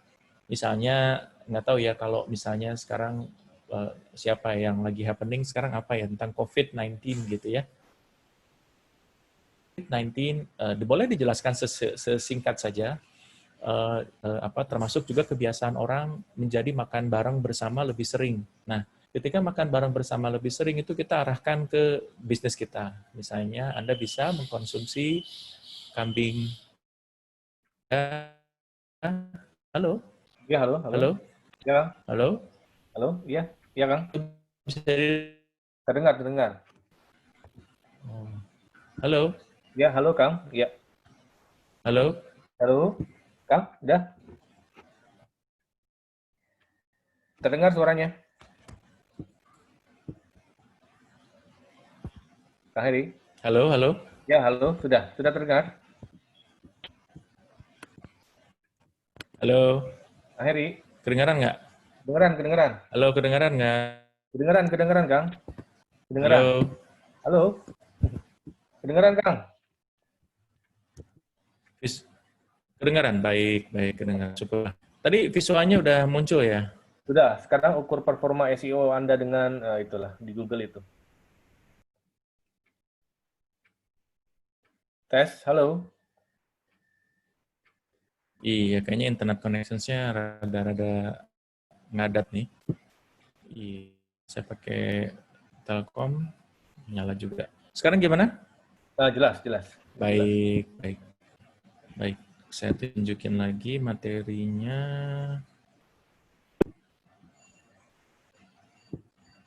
Kelihatan sekarang, Rick? Oke, jelas, kelihatan. Baik. Nah, saya nggak usah harus detail karena di sini saya kelihatannya kebanyakan teman-teman di sini adalah fokusnya lebih banyak ke jualan ya. Intinya sih kalau memang mau memperdalam lebih jauh, silahkan googling saja. Di YouTube banyak sekali konten yang berhubungan dengan SEO, silahkan Anda temukan. Suaranya sekarang nggak kedengaran ya? Saya bahas nantinya kalau memang ada mau bicara tentang SEO. Tapi saya tidak bicara beberapa menit. Halo, sekarang gimana? Oke, sekarang oke, jelas. Oke. Saya kalau bicara SEO bisa 2 hari, kalau misalnya 2 hari itu saya akan bicara mengenai ini semuanya, tapi saya yakin di sini isinya adalah para pebisnis semuanya. Saya tidak rasa harus saya jelaskan satu persatu, tapi poinnya adalah silahkan Anda buka, kalau memang ingin memperdalam lebih jauh, buka di YouTube, Anda akan mempelajari bagaimana cara memulai SEO secara baik dan benar ya. Pesan yang ingin saya sampaikan, kalau SEO itu erat hubungannya dengan konten. Konten Anda mesti dikuatkan, artikel Anda mesti ditambah, bukan hanya di sosial media saja, tapi di website Anda. Ya. Nah, ini ranking 1 benefitnya adalah kita dapat traffic yang banyak. Tapi yang traffic yang ingin kita dapatkan kan sebetulnya bukan hanya traffic kosong, tapi traffic yang berkualitas, ya. Itu yang kita inginkan. Maka dari itu konten-kontennya harus ditata, harus diatur sesuai dengan keyword yang ingin kita bidik, ya. Nah, pastikan sudah punya website, Anda harus punya yang namanya Google Search Console. Apa itu Google Search Console? Google Search Console itu membuat kita tahu sumber traffic kita dapat dari mana, siapa saja yang sudah akses ke kita. Dan kalau misalnya website Anda turun, hancur, atau down istilahnya, maka SEO ini akan memberikan notifikasi dari jam berapa ke jam berapa. Ya, itu Google Search Console. Kemudian berikutnya ada lagi Google Analytics. Google Analytics sederhananya adalah ilmu ABC. Apa itu ABC? Acquisitions, Behavior, sama Conversions. A-nya itu adalah acquisitions, konsumen Anda itu atau pengunjung website Anda itu dapatnya dari mana sih gitu. Itu bisa ketahuan dengan Google Analytics. Sekali lagi, untuk bicara Google Analytics saya juga butuh 2 hari lagi. Jadi memang banyak sekali yang bisa kita develop dari kalau memang kita ingin jauh lebih paham. Saran saya serahkan kepada ahlinya gitu ya. Serahkan pada orang yang memang betul-betul paham. Di sini saya mulai jualan nih, boleh kontak saya gitu kalau ingin memanfaatkan SEO dan SEM begitu ya, kurang lebih seperti itulah. Tapi kalau Anda mau ngerunning sendiri, boleh juga, silakan dipelajari, ikuti bagaimana cara memulai SEM, bagaimana cara memulai SEO, dan bagaimana caranya mengelola Google Analytics, kurang lebih seperti itu. Nah, ini juga akan membantu Google Analytics Anda. Pernah mendengar Google My Business atau Google Businessku? Nah, ini juga sama. Caranya adalah hidupkan Google My Business Anda atau Google Businessku Anda dan aktifkan di situ, mulai dari alamat, kemudian ada jam bukanya, jam tutupnya, nomor handphonenya dicantumkan di sini. Kemudian ajak teman-teman Anda untuk ngasih review, kasih bintang 5 dan lain-lain gitu ya. Tujuannya adalah sama, jadi supaya orang bisa menemukan Anda di digital. Halo? Ya, halo. Ya. Ya, bisa disimak ya mengenai Google My Business? Bisa. Baik. Saya yakin di sini sudah pada tahu atau jangan-jangan belum tahu juga tentang Google My Business. Gampang kok. Ikuti saja di Google download saja apps-nya di Google My Business atau Google Businessku. Kemudian aktifkan kedai Anda, tempat Anda, bisnis Anda ada di mana supaya orang bisa menemukan di online, ya. Ini pilihan-pilihan nanti saya share ke teman-teman kalau mau ngecek website Anda ada seperti apa. Kemarin juga sudah yang ini kita demokan sama-sama ya teman-teman ya. Yang apa namanya bahkan ada beberapa yang sudah posting gitu di grup Telegram. Nah ini social media management. Saya yakin di sini sudah mulai beberapa yang memulai social media management. Tapi terkadang kontennya masih kebanyakan tentang produk lagi. Sebetulnya banyak cara untuk bisa memposting di sosial media. Nanti saya akan jelaskan di slide berikutnya. Ya. Nah, ini tadi sudah kita bahas sama-sama ya. Contoh ini sepatu bola anak, maka yang muncul seperti ini. Nah ini ad-ad ini adalah yang disebut sama SEM, ya, Search Engine Marketing. Baik.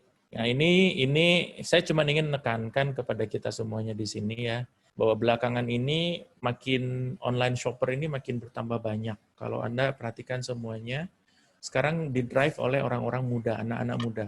Driven by young one, ya, anak-anak muda semuanya. Tahun 2015, kelompok anak-anak muda ini semakin banyak gitu, semakin banyak dan semakin tinggi begitu ya. Dan ini sebarannya memang kebanyakan di usia 20 tahun sampai dengan 30 tahun. Ini kebanyakan pembelinya ada di sini.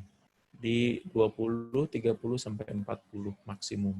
Ini adalah potential buyer secara demografis yang harus kita kuasai. Ya. Oke, next slide. Nah ini dia. Ini adalah online shop apps yang harus kita punyai gitu, a part of social gitu ya. Jadi teman-teman, saya yakin punya WA sendiri khusus untuk bisnis, YouTube channel meskipun tidak dirawat betul, saya yakin, tapi paling tidak ada 1 atau 2 konten, itu boleh juga di YouTube. Facebook saya yakin sudah dirawat semuanya, Instagram juga sama. Sementara Line dan BlackBerry menurut saya tidak terlalu lagi dominan. Tapi ada beberapa yang pakai Line ya, itu juga cukup sukses, ada juga. Kemudian jika Anda adalah bisnis fast moving consumer goods, saran saya jangan lupa buka online shop-nya juga. Jadi online shop yang sudah ada sekarang dirawat gitu sehingga bisa dimiliki. Nah, kalau punya konten-konten yang menarik, yang bisa di-sharing, baik itu lewat audio, podcast, ini teman-teman bisa masukkan di Juke atau di Spotify gitu ya. Ini sebagai upaya untuk melakukan social relationship gitu. Nah, pernah dengar influencer, teman-teman, istilah influencer? Pernah. Erik pernah dengar? Ya, pernah. Pernah ya. Nah, Saya ingin sharing ke teman-teman, influencer di Indonesia ini sudah banyak yang mengkurasi. Salah satunya adalah ini. Pernah dengar Getcraft? Halo? Siapa? Getcraft ini, getcraft.com. Oke, belum sih. Ya. Getcraft.com ini adalah sudah mengkurasi berbagai macam influencer di Indonesia. Nanti tinggal teman-teman ngeklik aja di sini mau ngapain gitu ya. Misalnya kita mau bikin mempublish bisnis kita dengan cara selebriti memberikan influencer. Diklik saja, nanti dia akan muncul mau ke siapa kita akan ngebidik. Misalnya bisnis saya lebih dekat ke orang kayak Jasmine Curtis Smith gitu. Diklik misalnya, tapi ini di Filipina ya teman-teman. Nah, ini bisa juga. Ini Southeast Asia. Ini kalau misalnya kita pingin pakai artis, itu juga bisa. Ya, sudah mulai terkoneksi antara artis dengan brand-brand di Indonesia. Ini contohnya nih Baby. Saya nggak tahu juga Baby Sabina apakah ini populer atau tidak. Yang saya tahu itu ini saya mulai terekspos. Ini karena anak saya juga sering nonton. Ini Ririn juga saya sempat tahu juga, tapi tidak kenal. Saya tidak punya kenalan artis gitu. Ya, ini karena saya tonton filmnya gitu. Ini saya nggak tahu yang lain-lain gitu ya. Nah, ini tinggal diklik saja. Misalnya saya mau pakai ini untuk brand saya gitu ya. Tinggal nanti diklik ini ada request quote. Nanti tinggal Anda jelaskan. Misalnya di sini title-nya adalah endorse. Slide-nya nggak keluar. Halo, memang saya tidak nunjukin slide kok, nunjukin website. Halo. Halo. Ya, halo. Terdengar. Kelihatan nggak? Kelihatan, tapi hanya yang slide influencer aja. Yang terlihat hanya slide-nya aja, Kang Heri, tapi website-nya enggak. Mungkin screen-nya, Baik, share-nya bukan arah ke website. Oh, baik.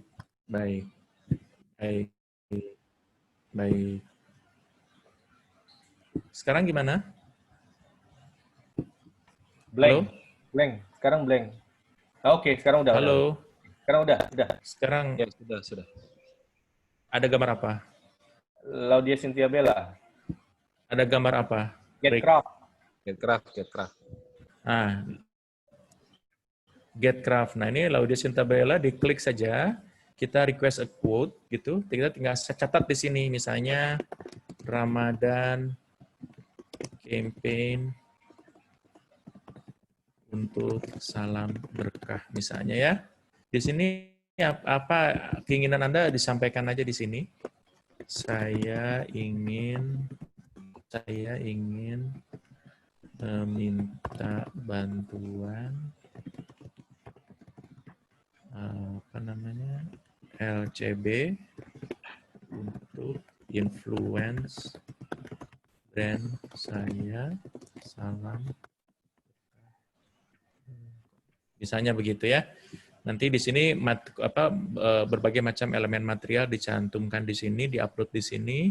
Kemudian nanti pembayarannya bisa ada di sini, mau misalnya cash in front 100%. Nanti diklik sama kita, nanti akan ada reply. Percaya deh. Karena artis-artis sekarang juga rindu order, teman-teman. Apalagi di era COVID kayak begini, mereka butuh order seoptimum mungkin, begitu ya. Ini Anda bisa pilih nantinya berdasarkan ekspertisnya apa. Misalnya saya mau lifestyle female, saya mau beauty female, saya mau fashion female gitu, atau saya mau travel. Ini tinggal Anda klik saja, nanti akan automatically akan muncul seperti ini. Halo? Ya. Halo? Oke, halo. Ya. Apakah ini baru buat Erik? Baru buat saya. Baru. Ya, syukurlah kalau memang baru. Ini udah lama sekali, ini sudah 4 tahun ada di market. Siapa? Foundernya tuh Ashraf, suaminya siapa? BCL. Yang meninggal kemarin tuh. Iya, suaminya BCL. Iya, betul. Ashraf Sinclair gitu. Jadi dia karena artis juga, jadi mudah untuk merekrut artis-artis untuk join di bisnisnya dia. Jadi teman-teman bisa tinggal klik saja nantinya. Kalau mengenai harganya berapa, dicoba saja. Saya nggak bisa ngasih harga, nantinya disangkanya saya punya kepentingan kepada mereka, sama sekali tidak ada ya teman-teman. Saya cuma ingin ngebantu seandainya kita ingin berhubungan dengan artis, bisa dengan mudah ada di sini. Apakah ini bermanfaat menurut teman-teman? Sangat bermanfaat. Baik, terima kasih. Syukur kalau begitu. Jadi ini Kelihatan ya, Rick ya? Kelihatan ya? Kelihatan, Tadi ya? Baik. Nah, itu adalah salah satu cara bagaimana caranya kita mendapatkan influencer. Atau cara yang lain, ini adalah ajak komunitas untuk bantu buzzing. Ya, misalnya Anda temui komunitas TSA gitu ya, temui yang namanya Mas Rizky gitu. Nah, Mas Rizky minta tolong kerjasama.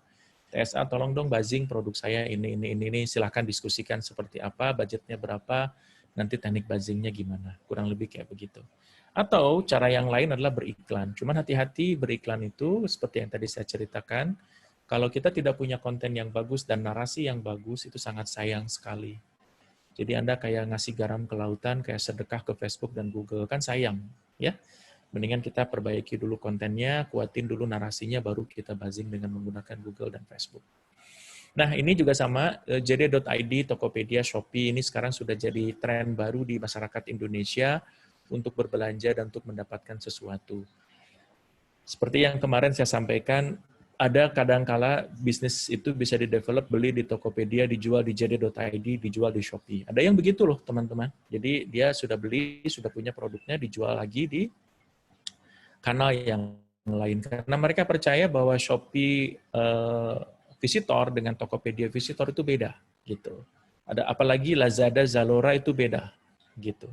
Ya itu kadang-kadang menjadi bermanfaat buat orang-orang yang tahu betul produk-produk apa yang kiranya ada di Tokopedia tapi tidak ada di Shopee, tapi ada di Tokopedia dengan harga yang murah, kurang lebih kayak begitu ya.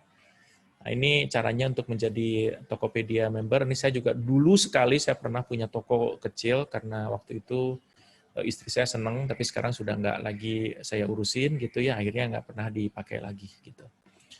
Kurang lebih seperti itu kalau bicara tentang bisnis di Digital Marketing 101. Nah, the slide berikutnya adalah bagaimana caranya memanfaatkan sosial media. Saya menyebutnya SOME, ya.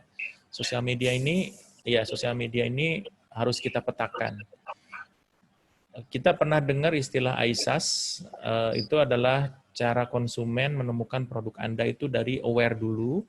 Setelah aware, mereka akan tertarik. Setelah menarik, mereka akan search. Di sini akan mencari orang, gimana testimonial orang terhadap produk Anda, brand Anda ada di mana, untuk siapa, gitu ya. Kemudian actions itu bisa beli, gitu, dan berikutnya share. Kita harapkan setelah mereka puas dengan produk kita, mereka akan share tentang produk kita ini, gitu. Nah, ini adalah kita menyebutnya sebagai funnel ISAS, ya, awareness, interest, search, actions, dan share, gitu. Halo? Ya, Kang. Ya, baik. Bisa disimak? Bisa. Baik. Awareness itu biasanya pakai apa? Nah, ini channel-channel yang biasa dipakai gitu. Interest adalah setelah orang datang ke website kita, jangan lupa untuk meninggalkan jejak. Meninggalkan jejaknya apa?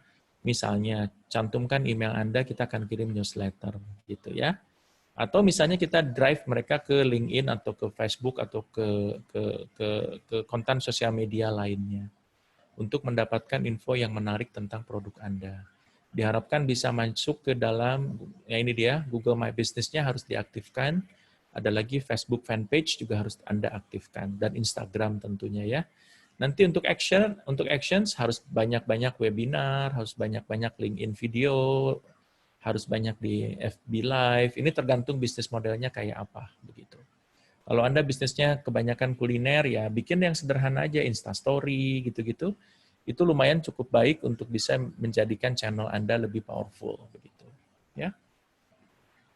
Nah, saya yakin teman-teman sudah mulai punya bayangan, mudah-mudahan, atau mungkin malah, sekarang saya tahu apa yang harus saya lakukan. Begitu ya. Itu yang saya harapkan sebetulnya. Nah, saya akan bicara tentang sosial. Oh, sampai segini ada pertanyaan dulu nggak, Rick? Saya akan bicara sosmed berikutnya.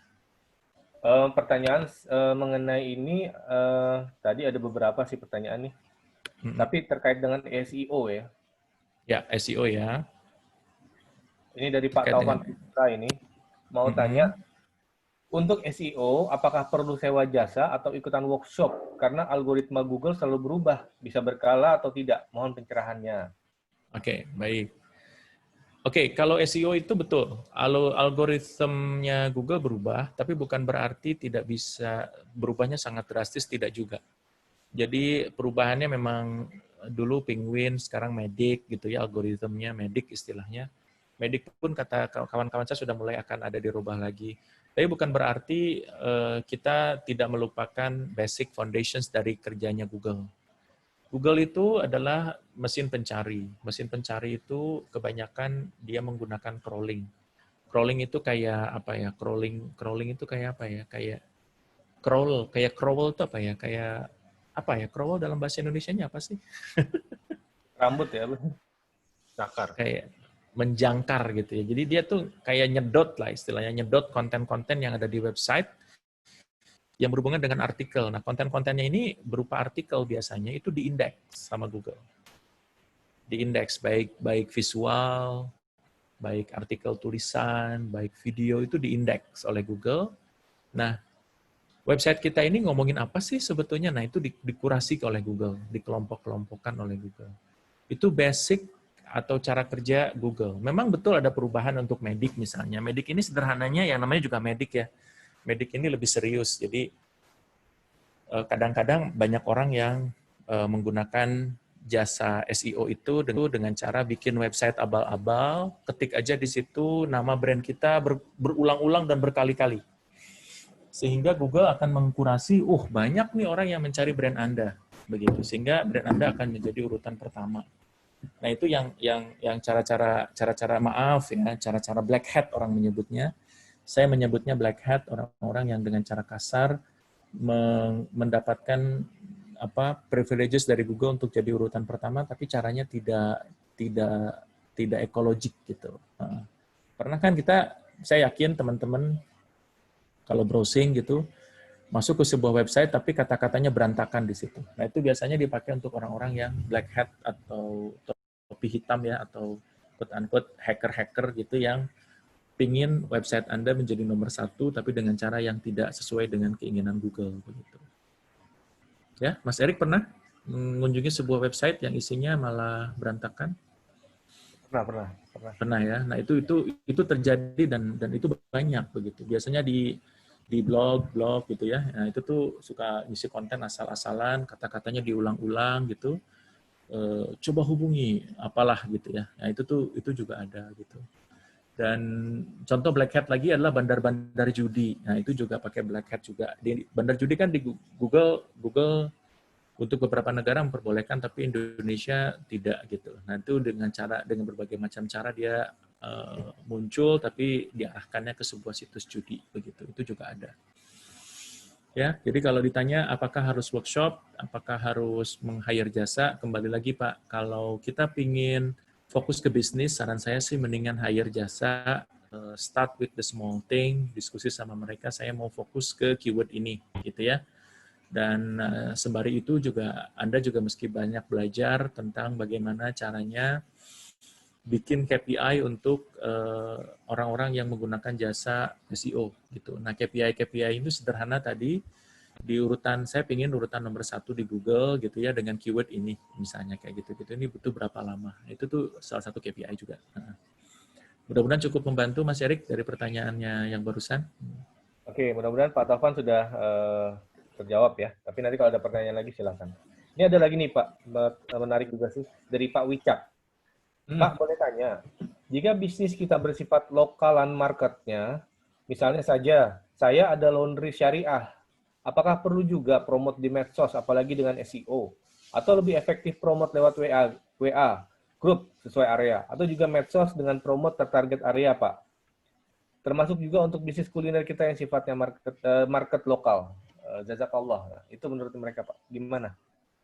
Baik, kalau misalnya untuk bisnis-bisnis lokal, saya sarankan sih pakai komunitas dulu aja, Pak.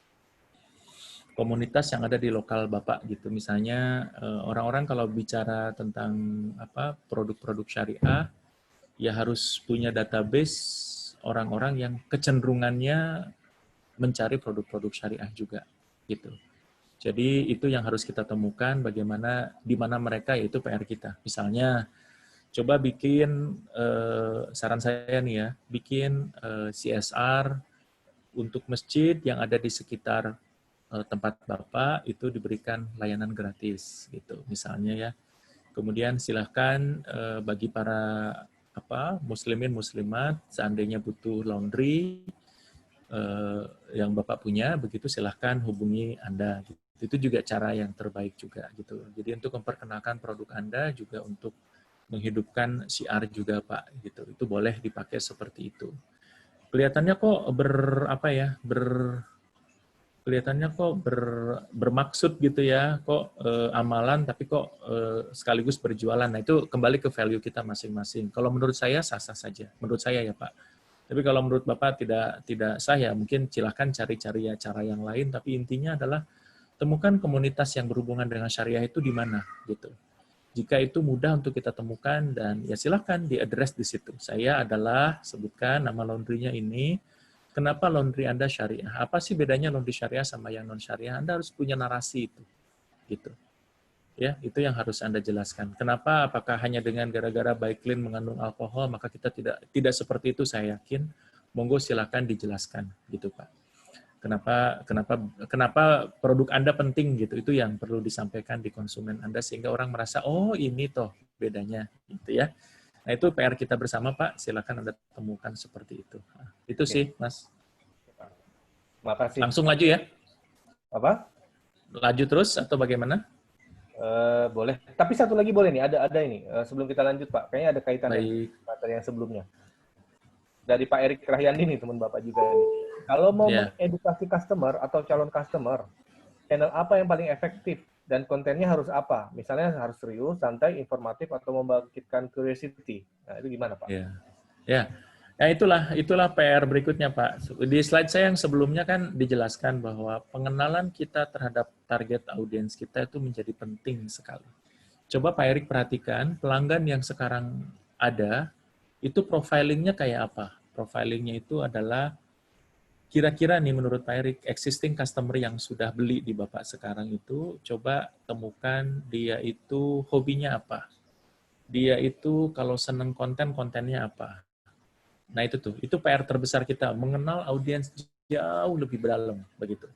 Nah, untuk perusahaan-perusahaan besar seperti BCA, Mandiri, BNI, gitu ya, kemudian brand-brand Unilever, mereka sengaja bikin studi, Pak Erik.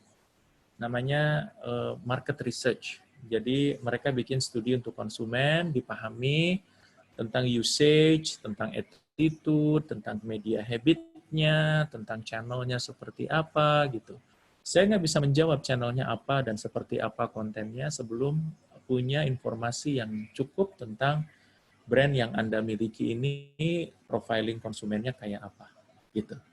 Kecuali Pak Erik bisa menunjukkan kepada kita semua, ini loh konsumen kita ini, hobinya ini, dia sering nonton ini, channel yang dia sering tonton ini. Nah, tapi itu betul-betul berdasarkan data, bukan berdasarkan feeling saya ya, jangan. Dia harus betul-betul lewat data gitu. Ya, makanya dari itu bikin satu dashboard kalau menurut saya ya. Seandainya mereka berlangganan dengan kita, kirimkanlah mereka kuesioner sederhana. Kuesioner itu misalnya menyangkut mengenai tempat tinggal mereka ada di mana, kemudian hobinya mereka apa. Tentu informasinya akan banyak yang ingin kita gather, tapi pelan-pelan, jangan langsung ditanya semuanya. Misalnya dikasih 7 pertanyaan minggu ini, 7 pertanyaan minggu depan, 7 pertanyaan lagi minggu depannya lagi. Jangan sampai mereka merasa terganggu dengan menjawab pertanyaan-pertanyaan kita. Atau misalnya kita kasih, Ibu, saya punya 20 pertanyaan, tapi seandainya Ibu menjawab 20 pertanyaan tersebut, maka Ibu akan mendapatkan gratis 1 kilo bawang goreng, misalnya, kayak gitu-gitu, yang organik misalnya ya. Nah, tentu akan lebih tertarik, orang-orang akan mau mengisi database tersebut, begitu. Nah, ini PR terbesar kita seandainya berbisnis memang harus banyak mengenal konsumen kita. Kurang lebih seperti itu. Oke, terima kasih Kang Heri. Lanjut aja Kang materinya. Baik. Nah, ini adalah slide-nya udah kelihatan, Kang? Sudah. Nah, ini adalah saya menyebutnya sosial media. Sosial media ini pertama kali yang harus dicatat ini bisa kelihatan ya, ada persona ya. Ya, persona itu apa sih sebetulnya ya? Persona itu adalah memotret konsumen kita itu ada di mana sih gitu. Saya punya brand yang memang saya bidik untuk market di usia 14-19 tahun dan mereka adalah wanita. 14-19 tahun, wanita. Kemudian mereka aktif, mereka punya banyak teman, mereka sangat senang dengan humor-humor, dengan sociable, mereka sangat ceria gitu dan mereka open-minded. Ini yang akan kita bidik personanya seperti ini. Nah, Anda bisa menemukan, Anda bisa menulis persona target audience Anda itu seperti apa. Kalau yang ini berdasarkan ide produk ya. Jadi bukan dari research, tapi ide produk Anda itu seperti apa. Ini ide produk ya, sekali lagi, ini ide produk. Perkara nanti yang mengkonsumsi adalah orangnya sudah tua, lebih dari 19 tahun, itu urusan nomor 2. Tapi ini ide produk kita arahkan ke sini. Ya. Kemudian berikutnya adalah kegiatan sehari-hari, event yang mereka sering temukan adalah kegiatannya sekolah, belajar, outdoor activities, kan begitu ya kalau di usia-usia seperti ini. Kemudian relationship-nya mereka tuh seperti apa antara satu dengan yang lain. Oh, mereka ada yang single, ada yang in relationship, dan lain-lain. Kemudian image-nya ingin kita tampilkan seperti apa. Oh, saya ingin casual tapi tetap confidence gitu ya. Ini contoh-contoh social media development untuk planning di sosial media kita. Nah, perlu dicatat bahwa sosial media itu adalah tentang hubungan manusia. Jadi sekali lagi, sosial media akan boring, gitu ya. Akan pakai lagi ya nih. Boring itu kalau konten-konten kita tentang produk kita lagi. Jadi ajak mereka tentang hubungan manusia. Bisa ngobrol, guys, malam ini untuk para jombloan dan jomblowati, gue ada kuis nih, misalnya kayak gitu. Bagi mereka yang mampu menjawab dapat 10 Silver Queen misalnya, ya. Kayak gitu-gitu. Jadi jangan melulu tentang produk kita, padahal produk kita adalah misalnya sekolah kayak yang tadi saya ceritakan, ini sekolah gitu ya, tapi kita pingin justru malah ngajak ngobrol ke mereka gitu. Dan tidak ada hubungannya dengan sekolah sama sekali. Ya. Itu karena kita ngomongin tentang hubungan manusia. Nah, hubungan manusia itu apa saja sih? Tentu ada daily life ya, ada kegiatan rutin mereka apa, kegiatan yang sudah di-schedule mereka apa, passion di anak usia 14-19 tahun itu apa, kesibukan mereka itu apa, value oriented mereka itu apa. Ini semuanya adalah related to the daily life gitu. Kemudian berikutnya adalah spare time mereka itu ngapain sih? Waktu-waktu santai mereka itu ngapain sih? Waktu hangout tuh mereka ngapain sih? Kurang lebih kayak begitu-begitu. Nah, ini adalah cara-cara kita seandainya kita mau ngebidik target audiens seperti yang tadi saya ceritakan. Bisa dipahami, teman-teman? Oke. Baik. Ya, baik. Oke. Nah, ini contoh ya. Saya saat ini ngerunning sahabatpegadaian.com, termasuk sosial medianya, termasuk juga konten di dalamnya, termasuk juga websitenya. Sahabatpegadaian.com ini adalah menyentuh milenial, dan di sini saya jelaskan berbagai macam konten yang saya sediakan, tidak melulu tentang produk gitu. Nah, kalaupun produk dikemasnya lucu-lucu kayak begini nih. Ini kan sebetulnya bikin kuis gitu ya tentang pegadaian itu sendiri gitu. Kemudian berbagai macam visual yang kita tunjukkan, ada hadiah quizzes itu kita masukkan di sini gitu ya. Kemudian contoh kedua, ini adalah salah satu brand favorit saya juga, Grab ID Instagram. Ini menarik karena saat ini mereka ditunjuk sebagai Best Instagram Award gitu.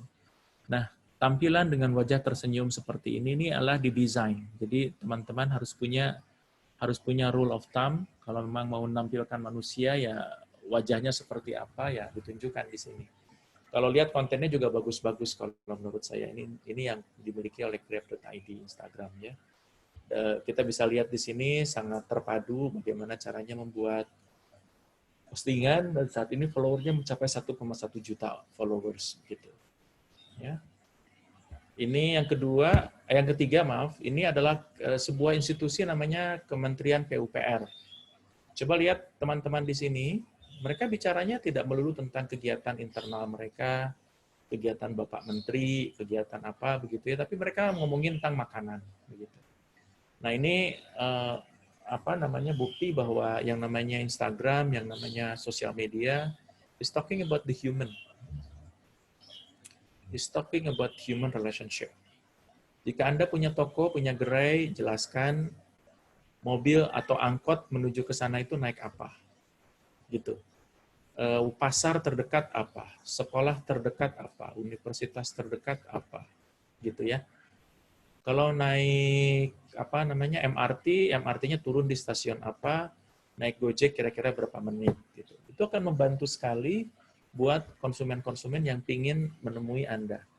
Daripada Anda bercerita tentang kegiatan bos sedang inspeksi ke dapur. Nah, itu nggak penting tuh yang gitu-gitu. Gitu. Lebih penting bagaimana caranya konsumen menuju ke tempat Anda. Ya. Bisa diikutin, Mas Erik? Bisa. Baik.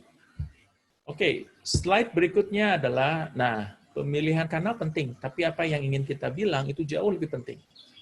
Saya ingin nekenin di sini kontennya memang harus didevelop serapih mungkin. Ya. Gambarnya donat, harus dijelaskan donat ini kenapa digigit karena bla bla bla bla bla bla gitu ya, karena misalnya gulanya adalah gula organik gitu ya. Saya nggak tahu lah, silakan dirancang. Intinya adalah bagaimana caranya mengajak audiens untuk mau berinteraksi dengan kita sehingga mereka merasa bahwa brand Anda itu punya benefit lebih dibandingkan sama kompetitor yang lain. Gitu. Ya. Nah, ini sosial media apa yang paling penting ditargetkan buat audiens kita tuh yang mana? Silakan Anda temukan mana yang paling cocok gitu ya. Mendingan satu tapi fokus daripada kita punya semua tapi cuman diisinya itu lagi gitu. Ya, karena kalau bicara digital marketing itu kita hanya bicara ini saja kok. Pertama web, kedua beriklan yang baik dan benar, ketiga kontennya atau inbound-nya. Tapi semuanya bermuara di satu hal yang bernama konten. Ini konten ada di tengah-tengah. Percuma kita bikin iklan kalau kontennya jelek, percuma kita bikin SEO-an, tapi kalau di dalamnya produk yang kita tawarkan itu biasa saja gitu, sangat sayang sekali. Ya, jadi ini konten ini penting untuk kita semuanya untuk menemukan caranya seperti apa, langkah tercepatnya. Sekali lagi saya tidak punya formula untuk itu. Formula umum yang saya temukan adalah kenali audiens Anda, kemudian bangkitkan kebutuhan dari produk Anda terhadap target audiens Anda tersebut itu apa, gitu ya. Makanya saya selalu menekankan define persona. Persona Anda, persona target audiens Anda itu kayak apa sih, gitu.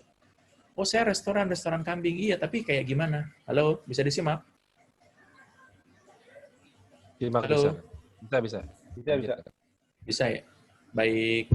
Oke, ini juga lucu nih. Kalau memang Anda punya hal-hal kecil yang menarik, silahkan. Misalnya untuk Ramadan, kita tinggal 6 hari lagi. Nah, ini terputus Apa yang suaranya. menarik bahkan kurang ya, tinggal 4 hari lagi. Kira-kira apa nih hal yang kecil dan menarik kita munculkan di Ramadan ini? Itu akan di-challenge buat kita. Ini contoh ya teman-teman.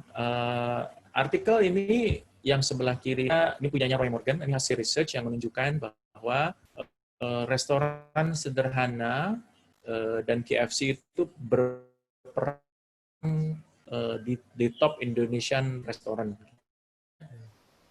Dan ternyata restoran sederhana, orang yang jago di konten itu menerjemahkan hasil research ini dalam bentuk konten seperti ini sebelah kanan. Ini diproduce oleh CNBC, rumah makan Padang juaranya restoran di Indonesia. Dia langsung bikin studi seperti ini, bikin visual seperti ini gitu. Nah, kemampuan kita memvisualisasi ini yang perlu juga kita gagas ya, supaya ke depan kita bisa menemukan cara terbaik menjangkau mereka. Ini contoh-contoh yang menurut saya cukup menarik. Kita bicara tidak melulu produk. Kalau makanan kita makanan sehat ya 5 cara hidup sehat yang simpel: olahraga kardio, konsumsi serat, makan ikan, tangan bersih dan sarapan. Ngemil sebelum tidur, susu low fat dan lain-lain. Ini adalah cara-cara kita untuk menemukan konten-konten yang menarik dan dibuat GIF seperti ini ya, supaya orang bisa mau melihat dan mengklik gitu. Ini juga sama, ada beberapa fact and finding berhubungan dengan makanan-makanan cemil, karena waktu itu saya lagi develop untuk meal pintar Ini dijelaskan kenapa kita menggunakan atau makanan yang sehat. Ya, kurang lebih kayak begini-begini. Ini konten-konten yang menurut saya cukup untuk bisa di-develop. Nah, kemudian bisa juga inspirasi cemil. Kalau ingin daging, pilihlah dada ayam karena tidak ada lemaknya. Gitu. Itu memang Dian Sastro bilangnya seperti itu. Itu kita quote sebagai bagian dari inspirasi buat konsumen kita. Stop assuming a slim body is more important than a healthy body. Eat right, not eat less. Jadi cukup makanannya cukup tapi tidak kurang. Ya, behind the common sense. Jadi kita bikin sesuatu yang striking supaya orang merasa oh ini toh yang namanya brand ini tuh diarahkan kepada orang-orang seperti saya gitu. Itu yang ingin kita ciptakan ya.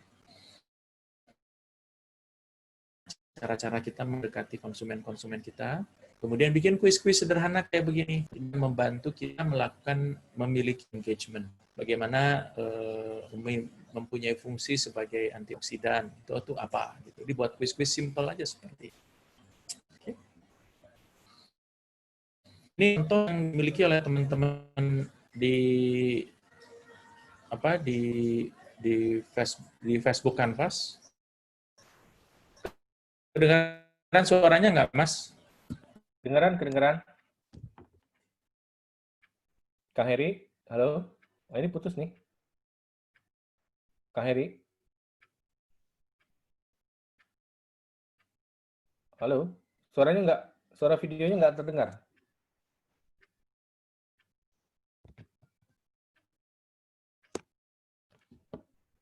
Kang Heri?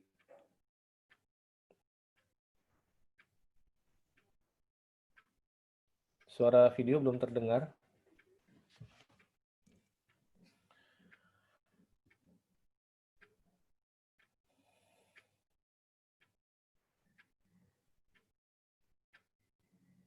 Tes.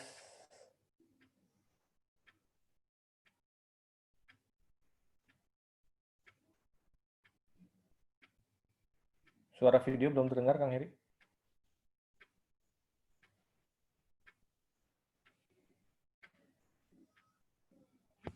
Suara Kang Heri juga nggak terdengar nih.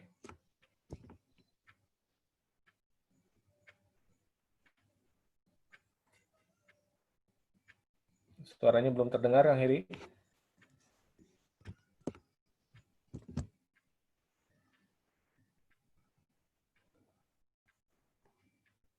Halo? Tes.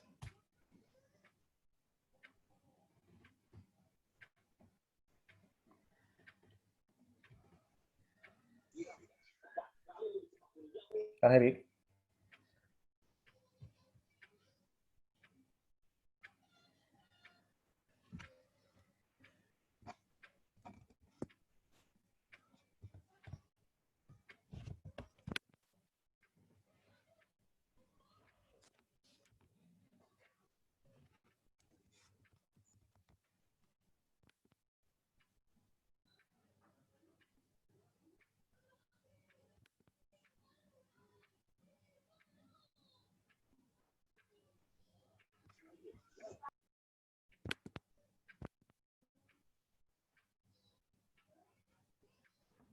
Suaranya belum ada nih, Kang Heri. Tes.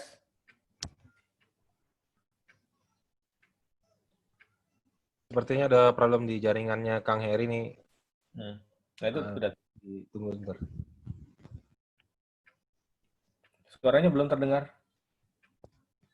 Ya, aku telat. Baru tahu. Selamat datang, Bu Dewi. Telat nih, baru tahu. Ya udah nggak apa-apa, selamat mengikuti. Masih setengah jam lagi, kurang lebih. Kang Heri suaranya nggak kedengar, Kang Heri.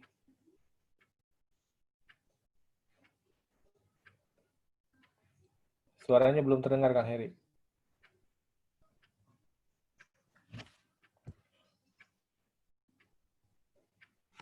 Belum. Sekarang gimana? Oke. Sip. Dah. Kenapa ya? Oke, yang tadi itu adalah film yang tadi itu adalah Netflix, Daredevil Oh. di Netflix ya, Daredevil di Netflix. Sekarang itu sudah bisa dirancang dengan menggunakan Facebook Canvas. Jadi bisa video, bisa visual, itu dimasukkan dalam satu dashboard Canvas begitu. Silahkan nanti dipelajari kalau teman-teman ingin mempelajari. Jika ingin cara cepat, ya kontak saya. Kurang lebih gitulah saya ingin bilang. Kang Heri, maaf, ini waktunya kurang lebih 5 menit lagi, Kang ya, untuk Oh, sebelumnya. 5 menit lagi. Baik, 5 menit lagi ya. Oke. Tapi saya ingin meng-highlight ada beberapa ide seandainya ingin bikin konten yang bagus. Saya yakin di sini para peserta pernah dengar Canva. Tahu ya Canva ya? Erik sudah tahu juga. Nah, sebetulnya yang konten creation tools itu banyak. Ada Canva, ada Bifunky, ada Infogram, ada Stencil. Ini adalah konten-konten seperti Canva dan banyak sekali di luaran sana. Kemudian berikutnya adalah, ini contoh Canva ya. Kemudian untuk video creation tool itu banyak, ada Vidyard, ada Softbox, ada Loom, ada Plesit. Kemudian ada lagi untuk paid social listening tools adalah ada NetBase, Brandwatch, Sesamos, sama Crimson Hexagon. Itu adalah untuk bikin social listening tools. Apa itu social listening tools? Brand-brand besar biasanya pakai ini untuk PR. Jadi kalau misalnya Anda, Mas Erik, kerja di sebuah perusahaan bernama Netflix misalnya ya, Netflix Indonesia. Kalau misalnya ada yang memaki-maki Netflix, maka akan langsung automatically ketahuan. Jadi misalnya, aduh Netflix jelek banget nih, gitu ya. Itu social media listening tools itu akan mengidentifikasi siapa yang pertama kali ngomongin Netflix sehingga bisa diselesaikan secara baik-baik begitu. Ini untuk Brandwatch ya. Nah ini untuk automatic scheduling, banyak juga managing multiple social media. Itu ada Buffer, Octopus, ada Post Planner, TweetDeck, HubSpot, Likeable Hub, dan lain-lain. Ini adalah semua tools-tools yang biasa dipakai untuk sosial media yang teroptimalisasi. Tapi sekali lagi, ini hanya sekedar info, dan saya nggak yakin teman-teman pada mau ke sini, tapi kurang lebih teman-teman tahu bahwa ada cara atau ada community development, ada community management yang biasa dipakai untuk sosial media, kurang lebih seperti itu. Sekali lagi, kalau bicara digital marketing 101, itu adalah bahwa kita meski merapihkan apa yang kita punya, narasi yang harus dibangun harus clear, itu di website Anda sehingga muncul di konten Anda. Kemudian berikutnya adalah dari konten-konten ini juga harus dirapihkan inbound-nya.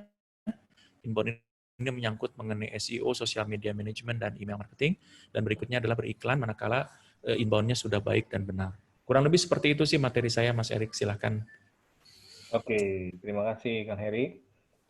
Bapak Ibu mungkin ada yang ingin bertanya, bisa di Telegram dan juga bisa di chat di Zoom ini.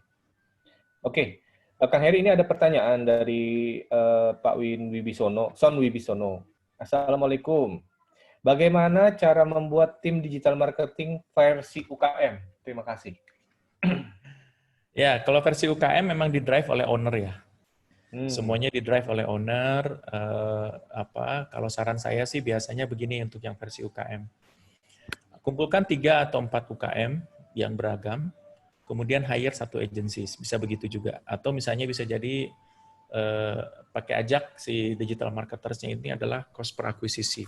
Jadi misalnya, saya tolong dong dibuatkan web, dibuatkan sosial media, tapi nantinya khusus untuk Anda, saya akan kasih 50% diskon dari harga yang biasa saya kasih gitu.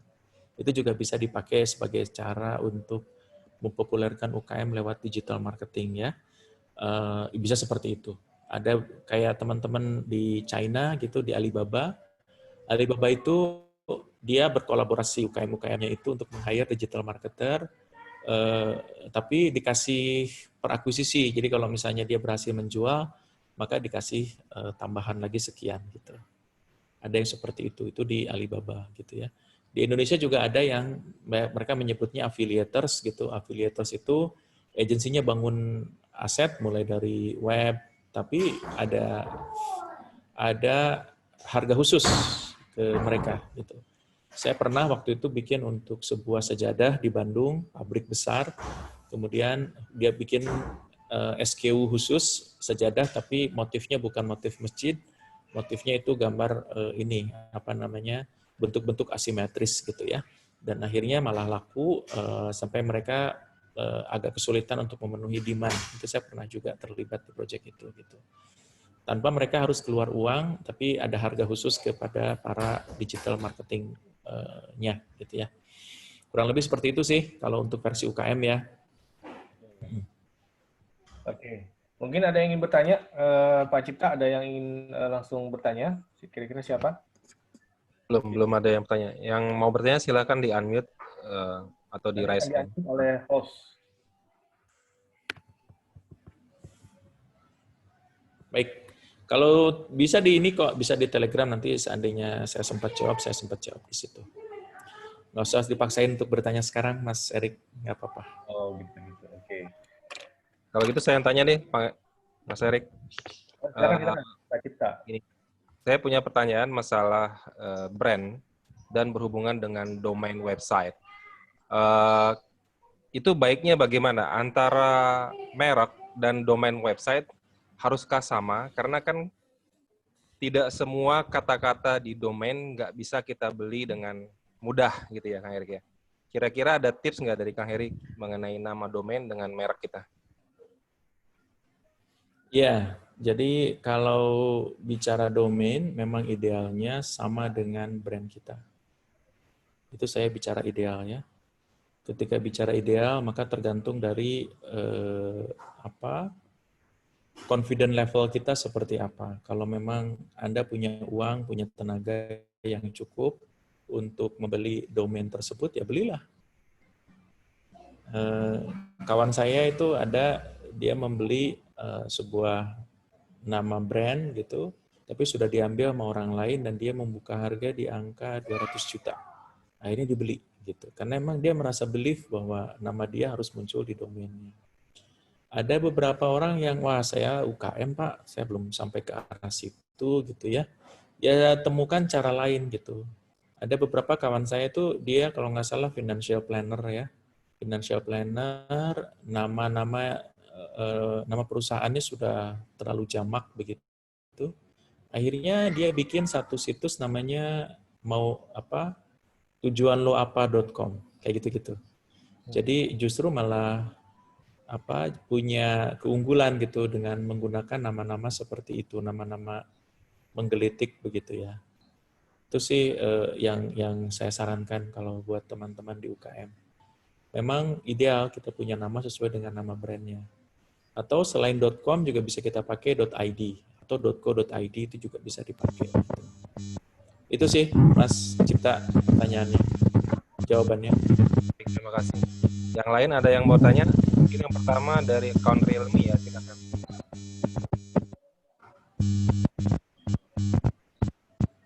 Ini siapa ya? Suara siapa ya, Mas Erik?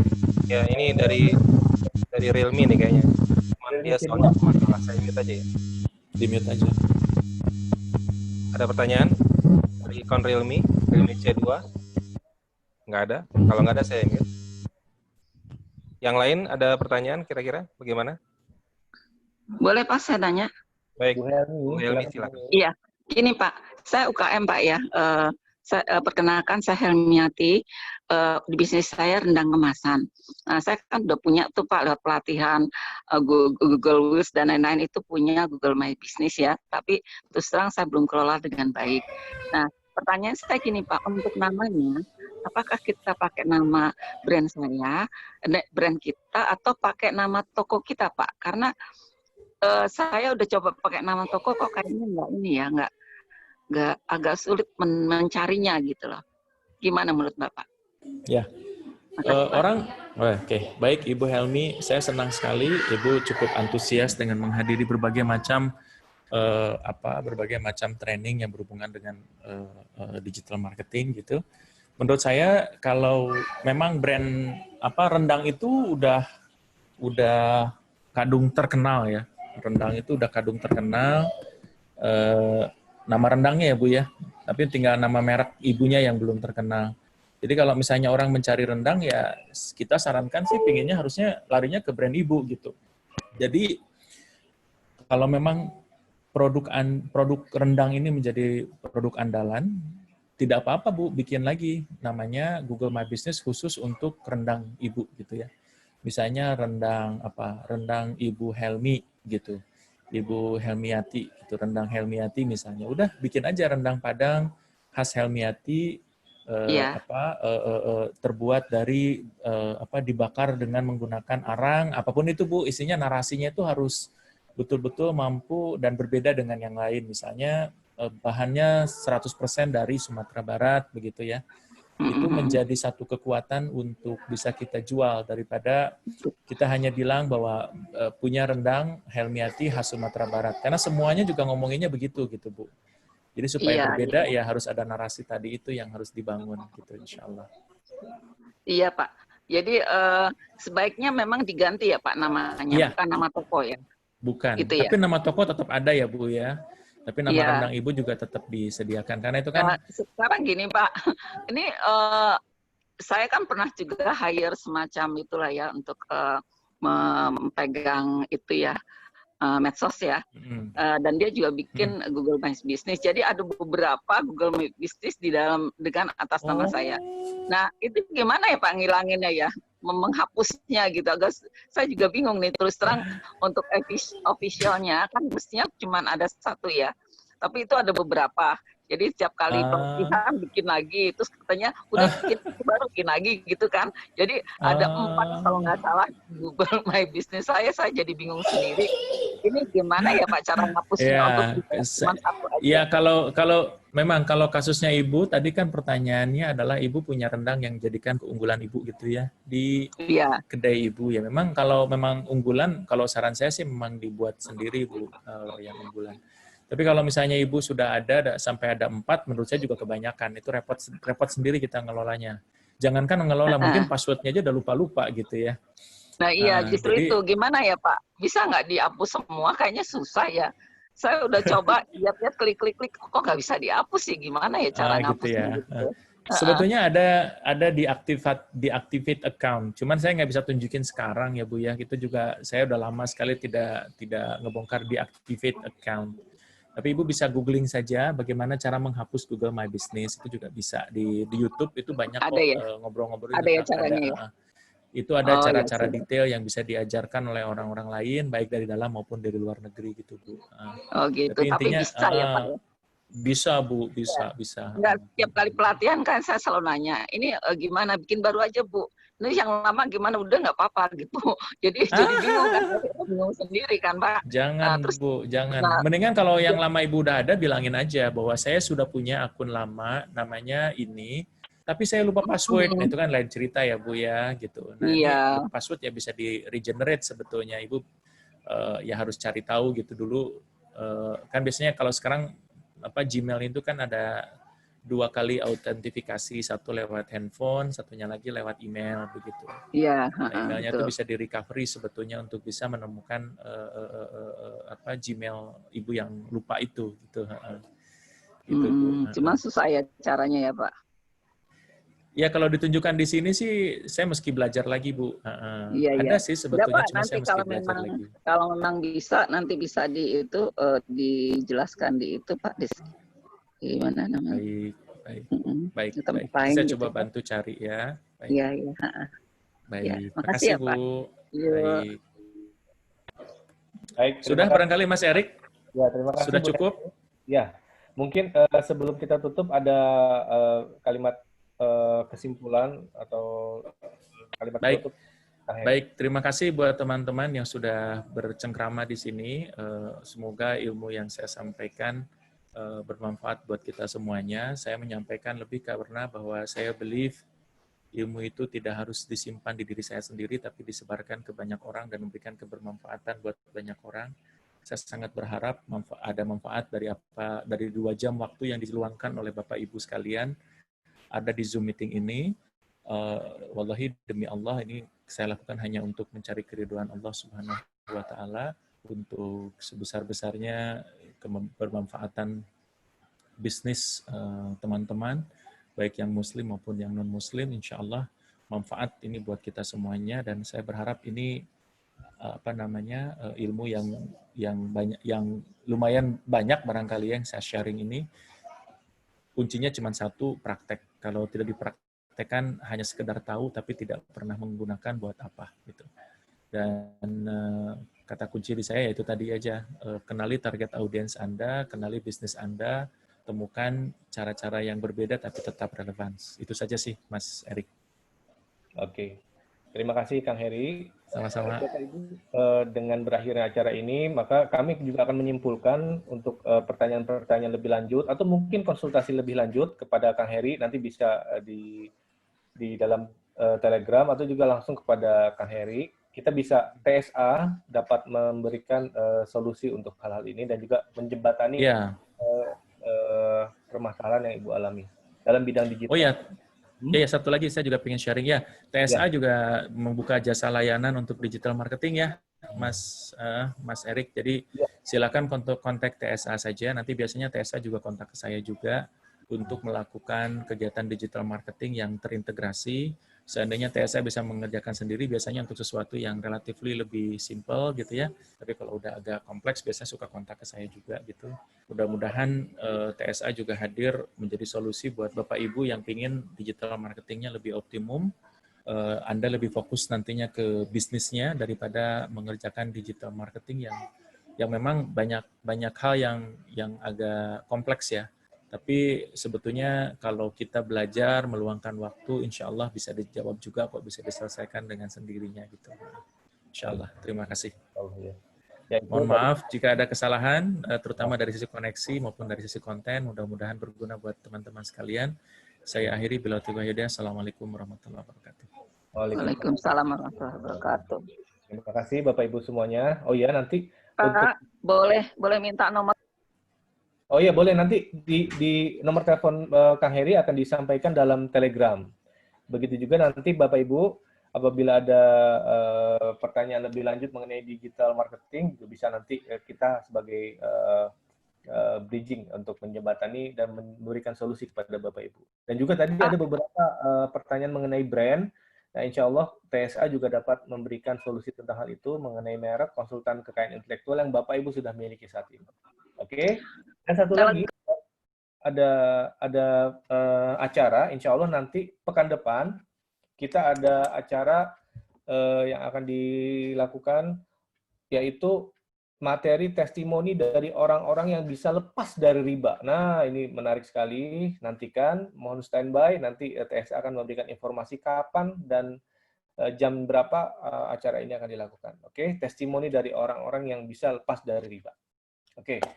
Baik Bapak Ibu, dengan berakhirnya closing statement dari Kang Heri tadi dan juga beberapa informasi dari TSA, kami dari panitia, dari moderator, dari host, dan semua panitia pendaftar acara ini menyampaikan terima kasih banyak atas segala perhatian dan juga partisipasi yang sudah diberikan. Semoga Allah memberikan rahmat dan berkah atas ilmu yang kita miliki ini. Amin. Bapak Ibu, semoga Bapak Ibu semua dalam keadaan sukses dan berkah. Baik, terima kasih. Wassalamualaikum warahmatullahi wabarakatuh. Waalaikumsalam. Terima kasih banyak. Sama-sama. Iya, sampai ketemu lagi. Amin. Terima kasih. Terima kasih. Terima kasih Pak Heri. Pak Erik, terima kasih.